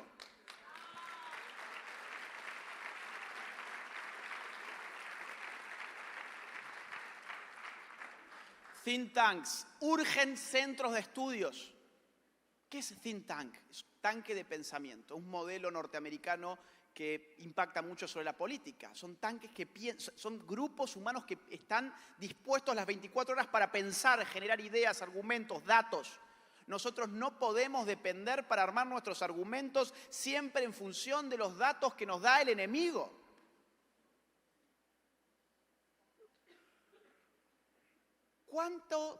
A ver, voy a poner un ejemplo. ¿Qué porcentaje de peruanos está en contra del aborto? ¿Tenemos ese dato acá? No, ¿no? Más aún, ¿qué porcentaje de peruanos que está en contra o a favor del aborto pertenecen a las clases bajas. Tampoco lo tenemos. ¿Por qué no lo tenemos? Porque no son datos que le convenga al abortismo y porque nosotros no tenemos centros de estudios para generar esos datos. ¿Qué hace el abortismo? Habla en el nombre de los pobres. Nosotros queremos aborto para que las pobres no se mueran abortando mientras las ricas pueden pagarlo. Ese es uno de los clásicos argumentos. Cuando uno hace un estudio sociológico, se va a dar con una cuestión totalmente inversa. Por eso es que estos estudios no aparecen y nosotros no los estamos impulsando tampoco. Uno se va a dar con que la mayor parte de las clases altas están a favor del aborto y la mayor parte de las clases bajas están en contra del aborto, casi en proporciones idénticas, pero inversas. En Argentina, el 75% de la clase alta está a favor del aborto. En Argentina también el 75% de la clase baja está en contra del aborto y sin embargo la clase alta habla en el nombre de la clase baja. Necesitamos producir datos de forma seria con centros de estudios permanentes que no solamente produzcan argumentos e ideas, sino que nos produzcan esa materia prima que se llama dato. Medios. Tenemos que tener una acción organizada en medios digitales, guerra de memes, guerra memética. Tenemos que aprender a usar las redes sociales. Lo que hemos hecho ahora es aprender a usar las redes sociales. Nos organizamos entre varios para hacer un hashtag, un día específico. Tenemos una marcha de Con mis hijos no te metas. Tenemos ya que estar pensando qué hashtag se va a usar ese día. ¿A qué hora lo vamos a lanzar? Todo tiene que ser coordinado, nada puede quedar al azar. Movimientos sociales, hay que conectar esfuerzos, no solamente a nivel local y nacional, sino también internacional. Tenemos que lograr una mesa de acuerdo internacional en América Latina entre los líderes de los movimientos sociales pro vida y pro familia para actuar mancomunadamente. Y respecto del estilo, no hay que tenerle miedo a la incorrección política. Hay que volver a tener un sentimiento rebelde, por lo que estamos haciendo es rebelarnos contra un establishment muy poderoso y nuestra rebelión va de abajo hacia arriba. Lo nuestro es una revolución, lo de ellos es ingeniería social. Vamos a la próxima. Vamos a la próxima, por favor. Estado y partidos políticos, la batalla política. Vamos a la próxima. Tengo 25 minutos, voy a avanzarlo mucho más rápido. Fíjense, el Estado está metiéndose y está llevando adelante esta ingeniería social. Les voy a dar algunos ejemplos. En Argentina ya el Estado tiene un programa de televisión que se llama Todes, que nos quiere reeducar a hablar el lenguaje inclusivo. No sé si ustedes saben qué es esto del lenguaje inclusivo. Básicamente es la idea, la ideología, según la cual uno es buena persona si cambia la O y la A por la E. Entonces yo hoy les dije buenos días a todos, estoy muy contento de estar aquí. Gracias a los pastores Aguayo, etc.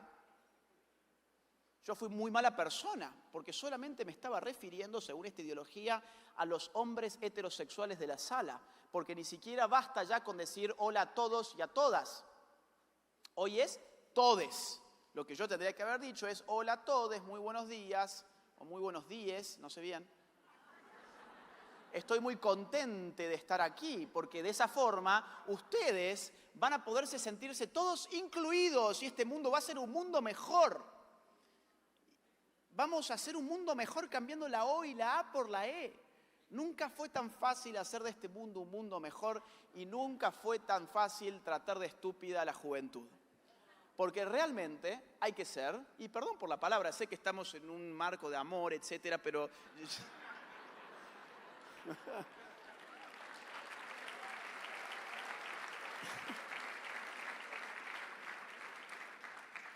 gracias por legitimar mis improperios. Digo, hay que ser estúpido realmente para pensar de que uno está mejorando el mundo por usar la E en vez de la O y la A. Nadie se incluye. ¿Querés incluir a gente con el lenguaje? Hacé como la gente que está ahí, que está al mismo tiempo que yo hablo, traduce la conferencia.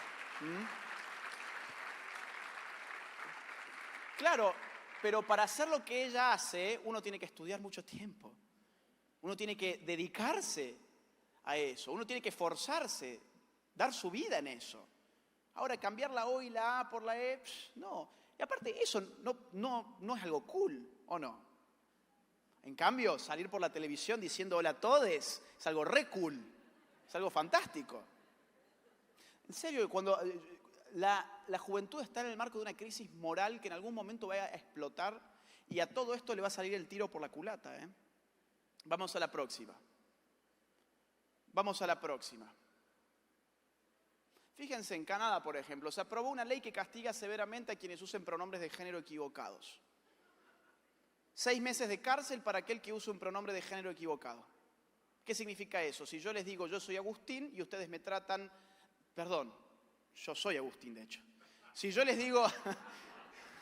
Es la hora, ustedes saben, la mañana no es mi mejor momento. Claro, si yo les digo yo soy Agustina, ahí está el punto.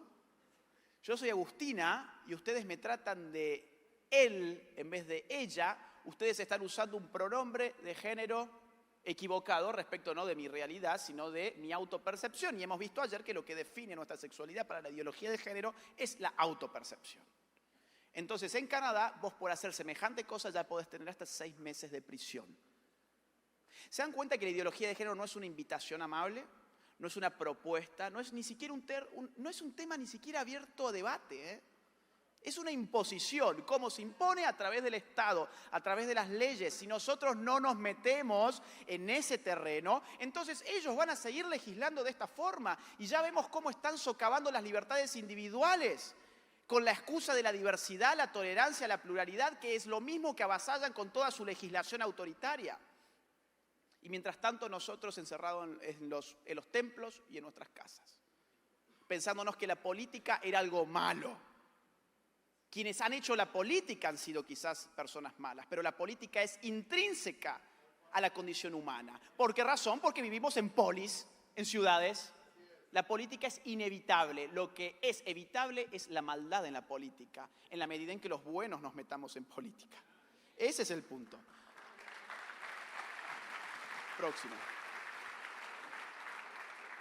Bueno, en Nueva York también hay multas, ya no vas preso, pero hay una multa, si mal no recuerdo, de hasta $150.000 por usar pronombres de género equivocados. Vamos a la próxima. En California la multa va hasta $200.000. Vamos a la próxima. Vamos a seguir más, porque no me va a dar el tiempo. Vamos más. Esto ya seguramente lo... Una pareja cristiana en Oregon pagará multa de $150.000 por no hacer pastel para boda gay. Esto es una noticia del año 2013. ¿Qué pasó? Bueno, una pareja de homosexuales se va a casar y va a la panadería de unos cristianos. Esas casualidades que tiene la vida, que en verdad no son casuales, sino que estamos viviendo una batalla cultural y hemos dicho que se caracteriza por tener estrategia. Lo que se está buscando acá es generar jurisprudencia para atemorizar a los cristianos en el futuro. Y entonces van los homosexuales, oigan, quiero que ustedes participen de mi boda haciéndome el pastel.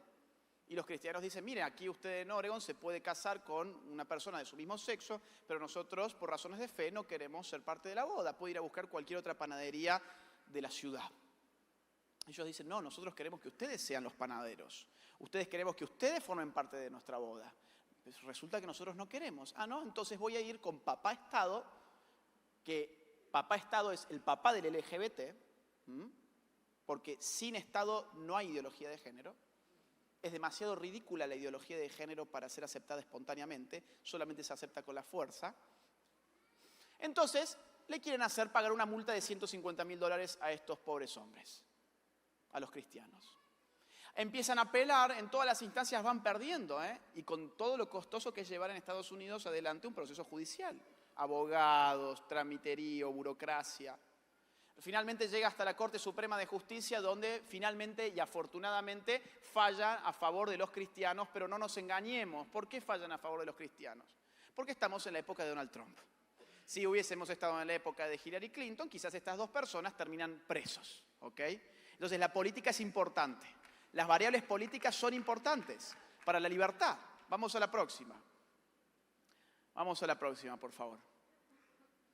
¿Qué hacen con nosotros? Nos patologizan. Nosotros ya no somos disidentes políticos. Nosotros hoy para el discurso oficial somos enfermos mentales. ¿Qué me dicen a mí por estar en contra de la adopción homosexual, por ejemplo? ¿Cuál es el insulto típico?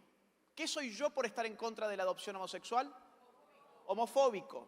Vamos a analizar esa palabra 5 segundos. Homofobia vendría a ser, como la propia palabra lo indica, una fobia. ¿La fobia qué es? No es miedo, ¿eh? Tampoco es rechazo. Miedo es que a mí me aparezca una arañita acá y para el malestar de los veganos yo me dé miedo y la aplasto. Y acá tengo toda una manifestación de veganos, ¿no? Que además son abortistas, pero bueno, están muy mal por la arañita que pisé, ¿no? ¿Por qué? Porque me dio miedo, entonces reaccioné y la pisé. Una fobia es que yo veo una arañita allá arriba, en el techo, y yo no pueda seguir dando esta conferencia hasta que no me saquen la araña de allá arriba. Una fobia es una patología psiquiátrica, es un desorden psiquiátrico. No es miedo, es un miedo irracional conducido por un desorden psiquiátrico. Por eso las fobias se clasifican como desórdenes psiquiátricos en los manuales de psiquiatría. El DSM-5 es el último. Por ejemplo, no aparece la homofobia como una fobia en el manual. ¿Qué es entonces la homofobia?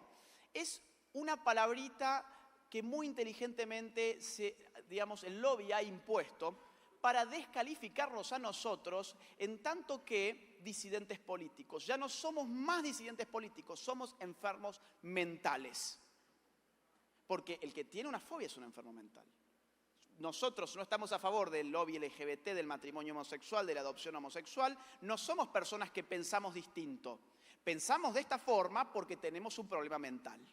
Y ustedes piensan que yo estoy exagerando cuando digo esto y que solamente estoy analizando la palabra en profundidad y que esto puede ser un ejercicio intelectual sin más. No, vamos a la próxima. Fíjense por dónde está yendo la cuestión comunicacional.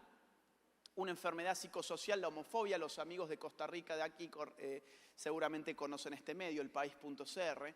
Una enfermedad psicosocial, la homofobia es una enfermedad psicosocial.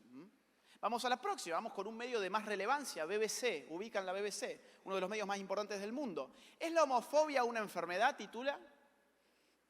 Y responde, tras discutir durante siglos si la homosexualidad podría ser considerada una enfermedad, por primera vez demostramos que la verdadera enfermedad que hay que curar es la homofobia. Claro, vos no sos una voz habilitada para el debate público, como no sería una voz habilitada para el debate político una persona que padece de un trastorno psiquiátrico serio. No sos para tomarte en serio, porque sos un enfermo mental. Esa es la cuestión que está en el fondo. Fíjense lo que ha pasado en Francia. Vamos a la próxima. Cómo esto, tiene una escalada. En Francia, una ONG LGBT ha lanzado estas pastillas a la farmacia tituladas Homofobiol. Son unas pastillas para curar tu homofobia.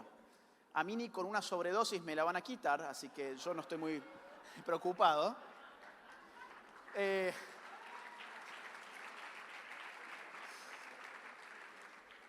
Homofobiol. Claro, a ver. Esto es ideología. No es que hay un químico atrás de esa pastilla que te modifica el pensamiento. Si lo pudieran hacer ya lo hubieran hecho, pero no lo pueden hacer todavía. Esto es una propaganda política en el sentido de yo voy a la farmacia a buscar a mis típicos medicamentos y me encuentro con homofobiol. Y yo estoy en contra de la adopción homosexual, por ejemplo. Y claro, ¿y qué me está diciendo ese homofobiol? Sos un enfermo mental. Por eso acá encontrás tu cura. Vamos a la próxima. En Italia, bueno, esta es la ONG AIDS que ha sacado esta campaña. Vamos a la próxima. En Italia el Estado ha financiado esta campaña con las pastillas que ya no se llaman homofobiol allí, sino se llaman deomofobina. Pero son básicamente lo mismo. Próxima. Vamos a avanzar más rápido porque no voy a tener tiempo. Próxima. De hecho, el tiempo me ha desaparecido de acá. ¿Qué hago? Bueno, si me dan libre puedo seguir. Sigo un poquito más. Bueno. Esta agenda avanza creando conflictos artificiales, ¿ok? El motor para ellos es crear conflictos allí donde el conflicto no existe. Algunos ejemplos. México. Para evitar discriminación, abren baños mixtos en las escuelas. ¿Sabías, Aaron, de esto? Seguro, ¿no? Claro, o sea, no tenemos problemas educativos, nuestro problema es que los chicos son discriminados cuando tienen que ir a un baño con un muñequito que no tiene falda, los niños y las niñas van a un muñequito que tiene falda. Y eso es una discriminación inaceptable. Entonces necesitamos hacer que los chicos se sientan bien cuando van al colegio. Digo, ¿este conflicto era un conflicto real? No, nunca nadie, pero nadie vivió un conflicto por una situación como meterse a un baño que está identificado por su sexo. De hecho, está identificado por su sexo como un dispositivo de seguridad. Y ya lo vamos a explicar. Porque al mismo tiempo, vamos a la próxima, las mismas feministas que están pidiendo esto, vamos otra más, las mismas feministas que están pidiendo esto en México,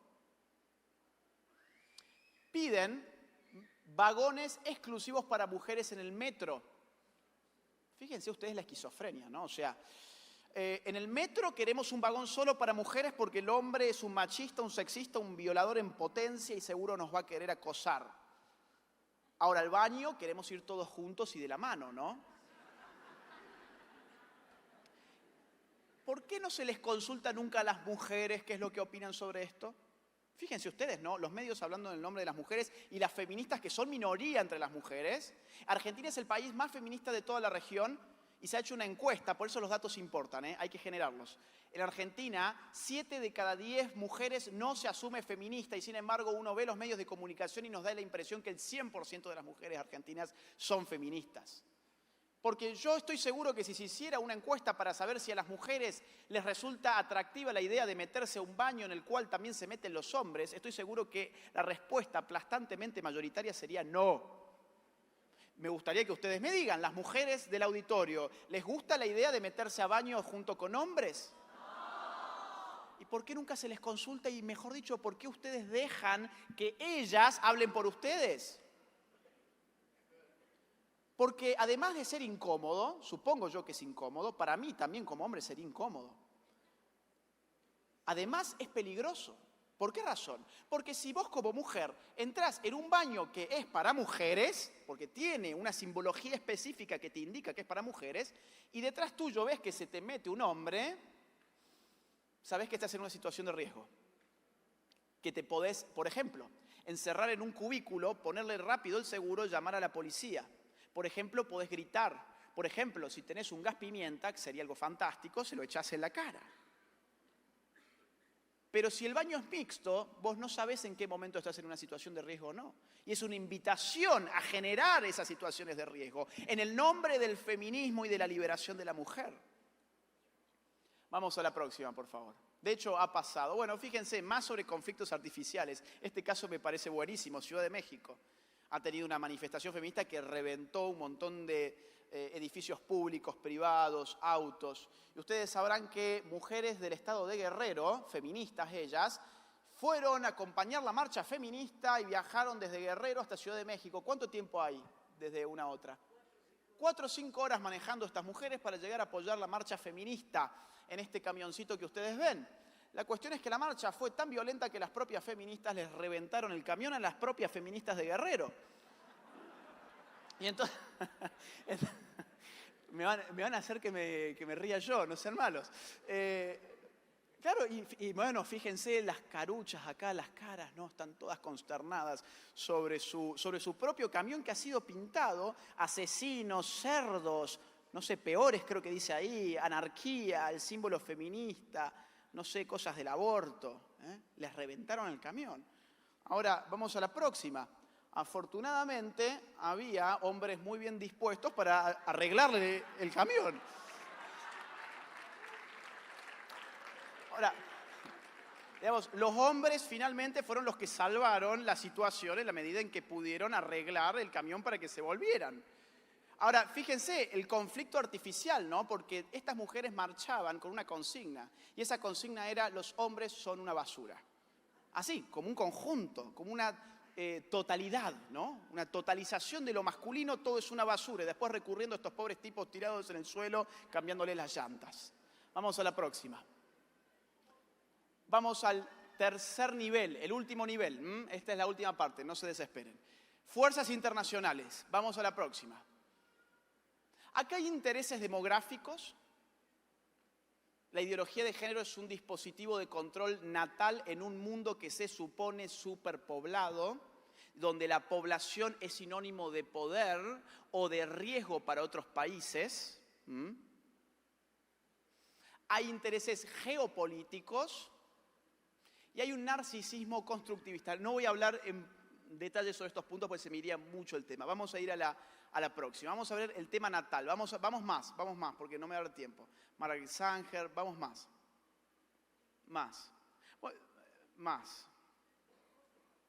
Acá todas estas filminas que estoy pasando tan rápidamente son filminas que muestran cómo hay un interés de control demográfico por parte de la ideología de género. Como Planned Parenthood, por ejemplo, nació como un intento incluso eugenésico por purificar la raza, la genética humana. Antes, en el inicio de Planned Parenthood, vamos atrás, 2 o 3 atrás, por favor.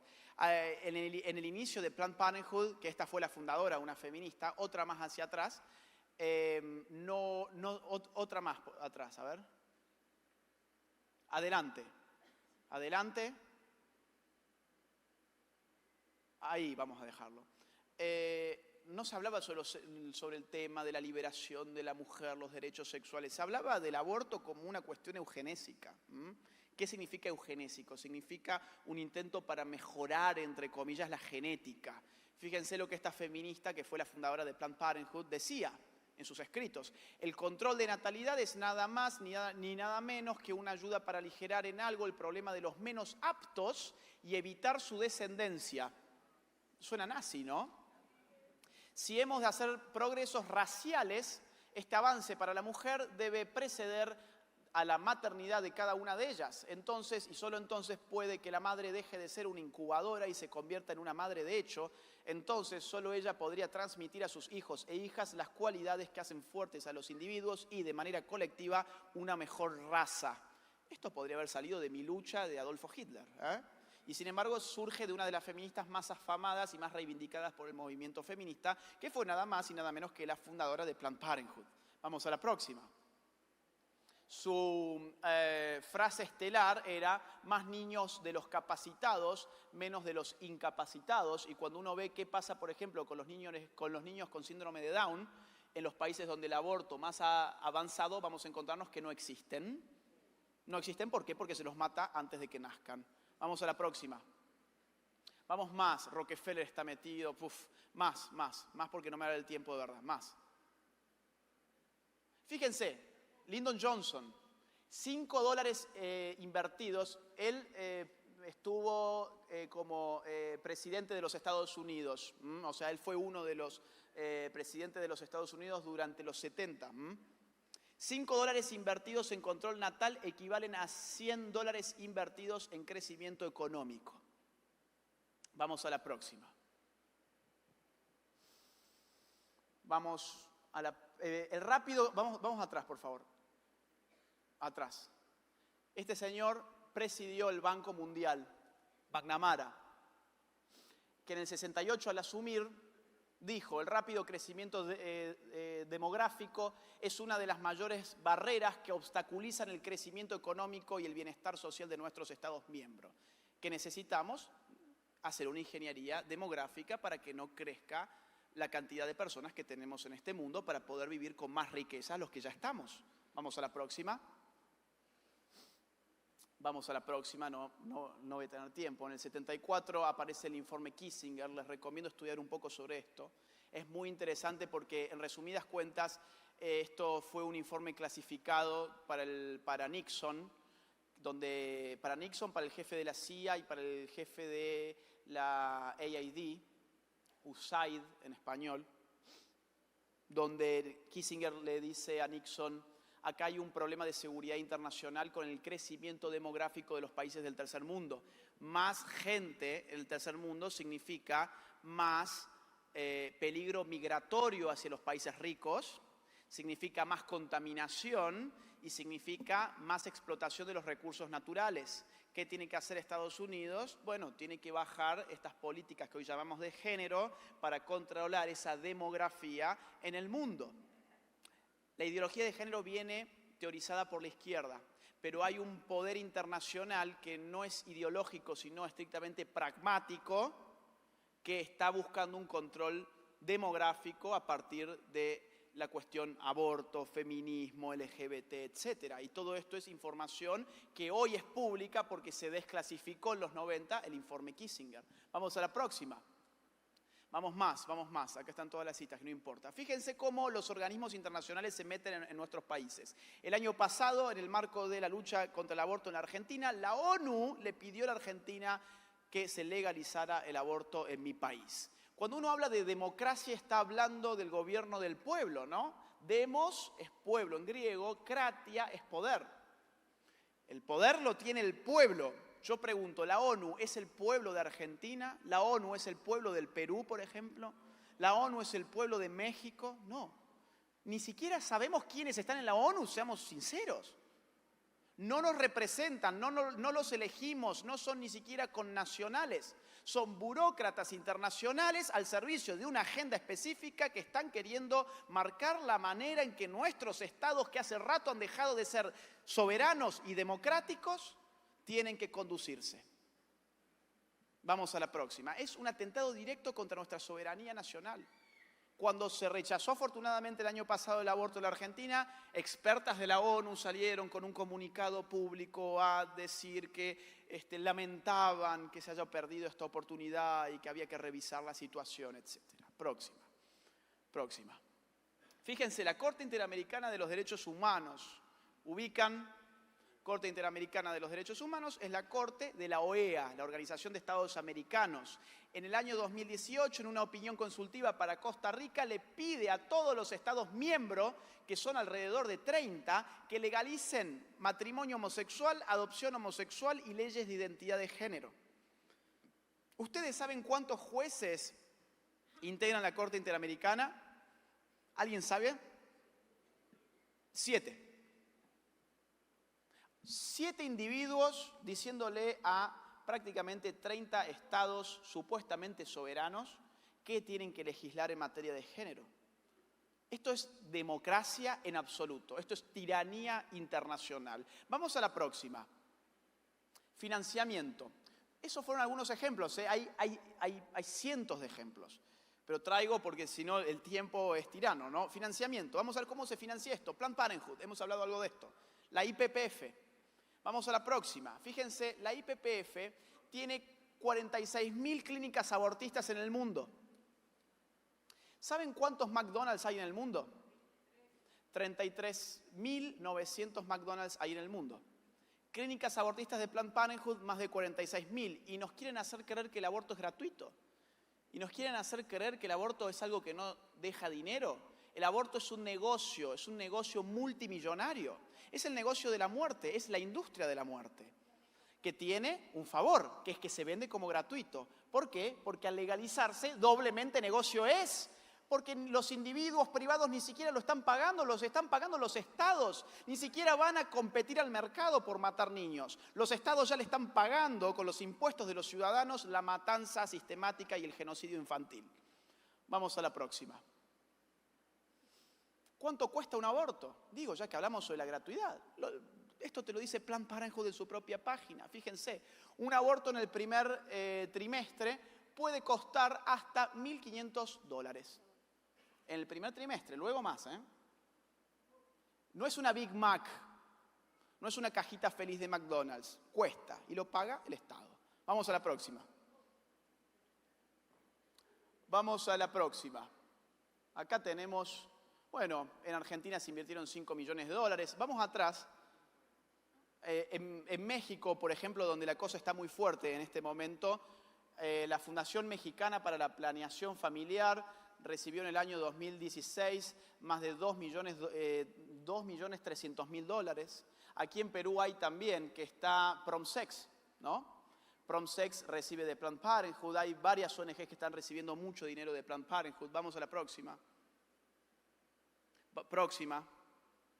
Fíjense esto, vamos al LGBT, hablamos un poquito de aborto. LGBT.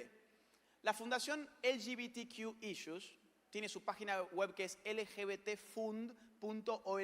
Ustedes pueden entrar y chequearla. Esta organización, por ejemplo, solamente esta organización maneja un presupuesto cercano a los $200 millones anuales.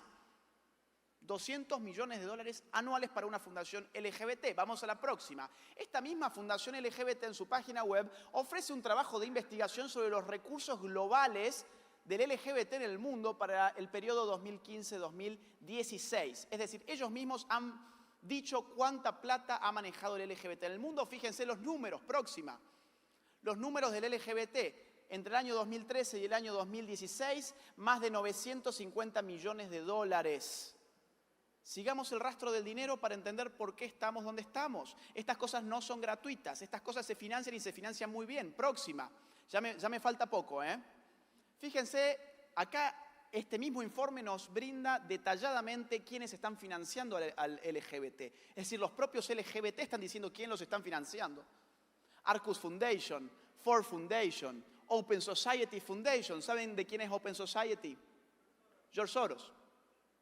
Bueno, en fin, un montón de fundaciones. Fíjense, casi todas son de Estados Unidos, Holanda y Reino Unido.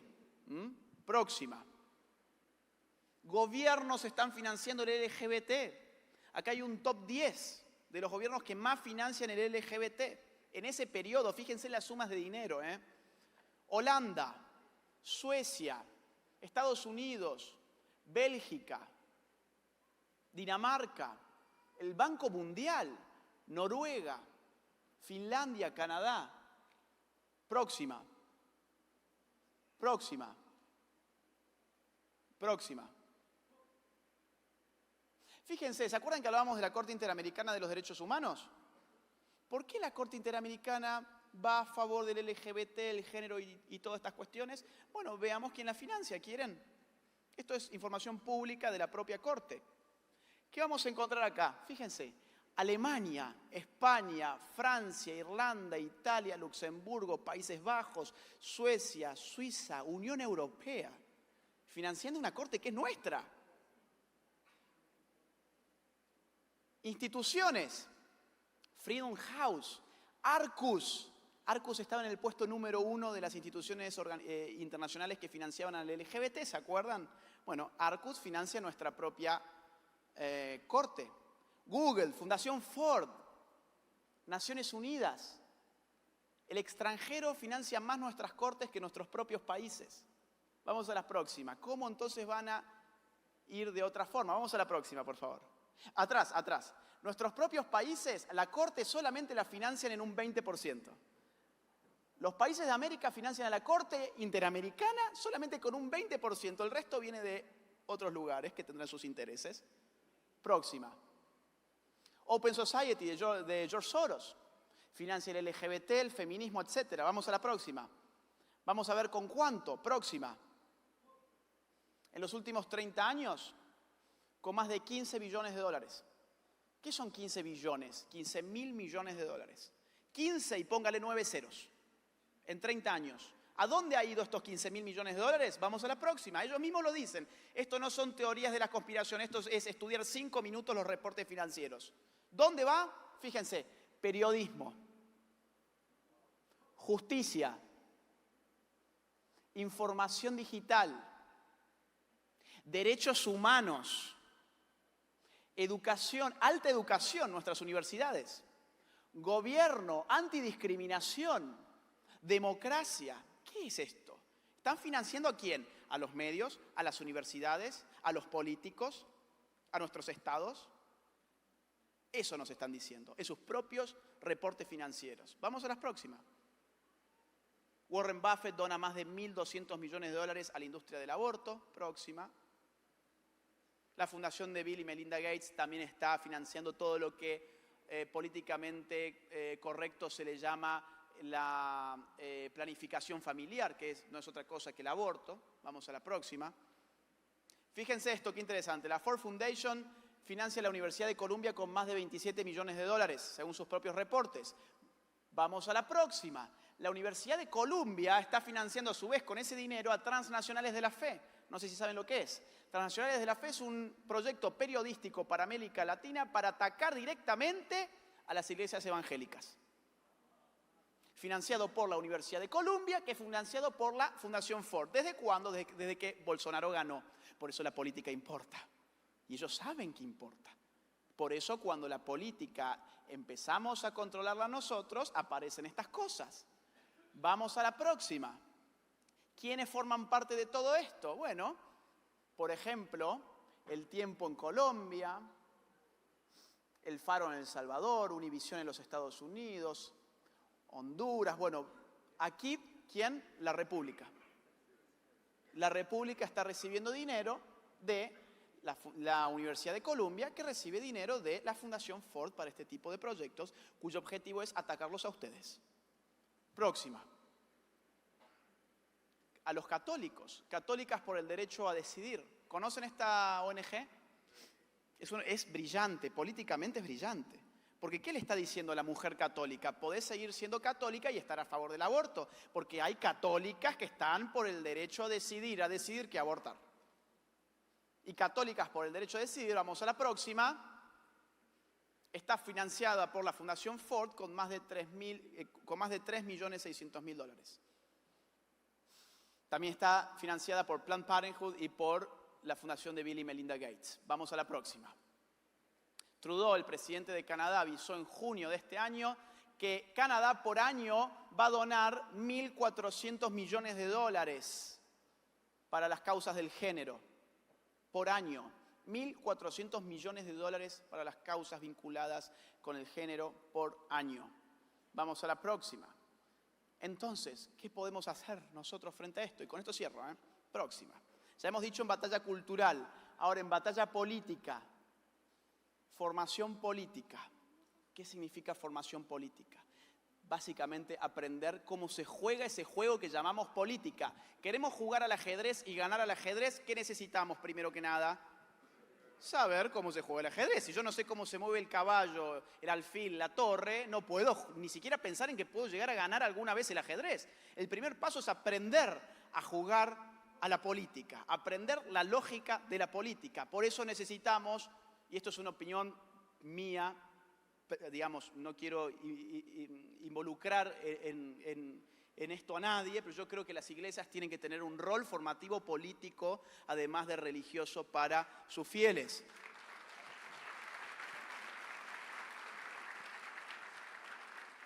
Fuerzas internacionales, tenemos que meternos en OEA, en ONU. Fíjense qué interesante lo que pasó en OEA este último año. Fuimos más los pro vida. Yo no estuve, aclaro. No sé, creo que ustedes pueden haber estado. Sí, muy bien. Los aguayos han estado. Qué bien, qué grande, Aarón.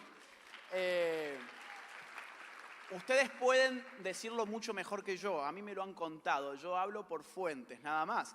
Pero me han dicho que han sido más los pro vida y los pro familias por primera vez en la historia este año en Medellín que los pro aborto y los pro muerte.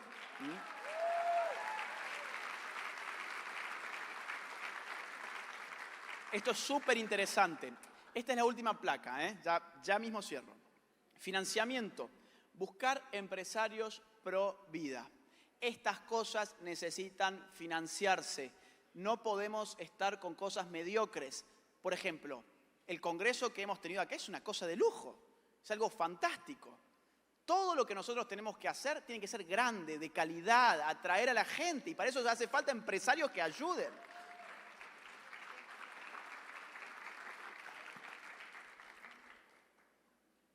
Estado y políticos.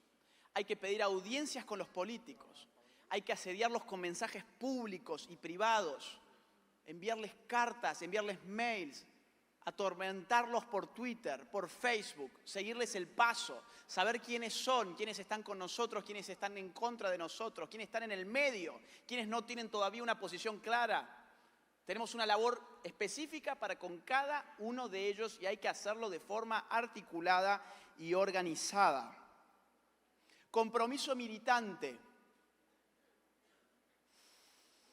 ¿Qué significa esto? Lo siguiente, el sábado tenemos una marcha con mis hijos no te metas, supónganse, ¿no? Es un ejemplo. Uy, el sábado justo, uy no, yo quedé en ir al cine con mi novia. No, yo había arreglado ir a tomar una cerveza con mi mejor amigo. ¿Qué significa compromiso militante? Que estas causas tienen que estar entre todas tus prioridades el número 1. Dejá el cine para otro día, el cine va a seguir ahí. Dejá la cerveza para otro día, el bar va a seguir ahí. Tu mejor amigo va a seguir ahí, tu novia va a seguir ahí, y si no siguen ahí, cámbialos porque no son buenos amigos ni buenas novias, básicamente. Pero el compromiso militante número 1. ¿Por qué razón? Porque la marcha se hace una vez. ¿Y qué importa que yo vaya? No, ¿cómo que importa?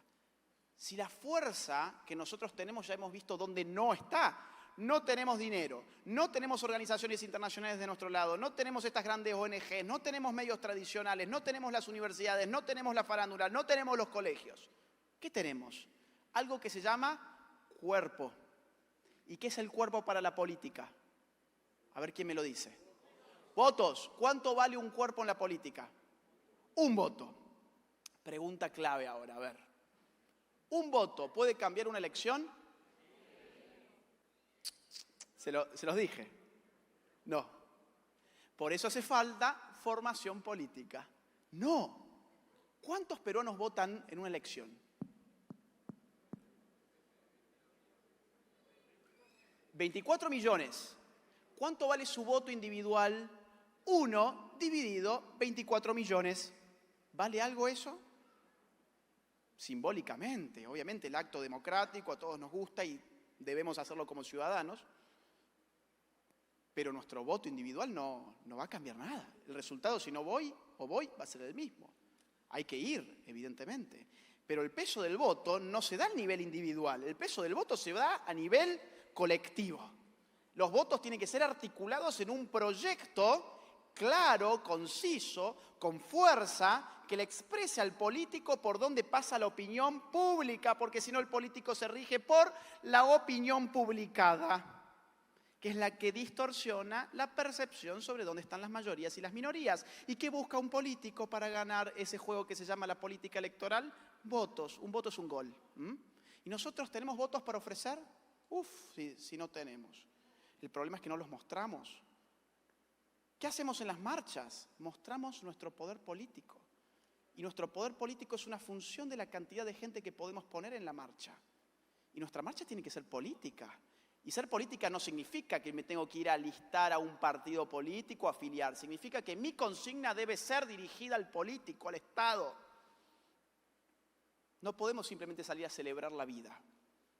Hay que celebrar la vida y hay que denunciar a los que atentan contra la vida.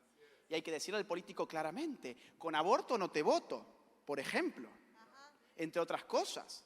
Entonces, nosotros tenemos un poder político enorme, que no vale nada porque no sabemos utilizarlo. Hay que saber utilizarlo, hay que mostrarlo públicamente y para eso hay que comprometerse políticamente con lo que tenemos en este momento, que son movimientos sociales, que ojalá en algún momento puedan ser partidos políticos. Ojalá.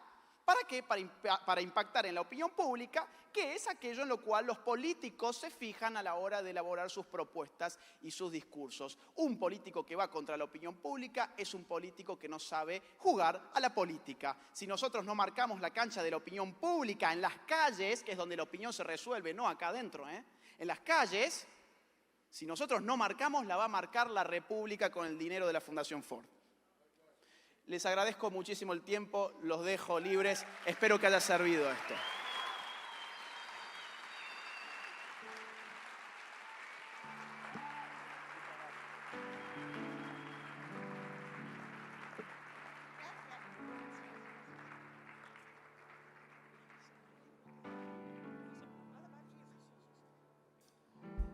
Gracias, Agustín, gracias por ilustrarnos una vez más. Agustín ha traído su libro y va a estar ahora mismo firmando afuera en la sección de libros. Y yo, por favor, os recomiendo de que compren este libro. Pero no solo para ustedes, compren también para otras personas. Este libro, tristemente, no está disponible en cualquier lugar. Hay muchas librerías que no quieren publicarlo. Hay muchas librerías que no lo quieren distribuir. Yo vivo en España, viví en España y este libro cuesta conseguirlo. No hay librerías que lo vendan. Para mí fue una felicidad ver este libro hoy en el estante. Por tanto, os recomiendo que por favor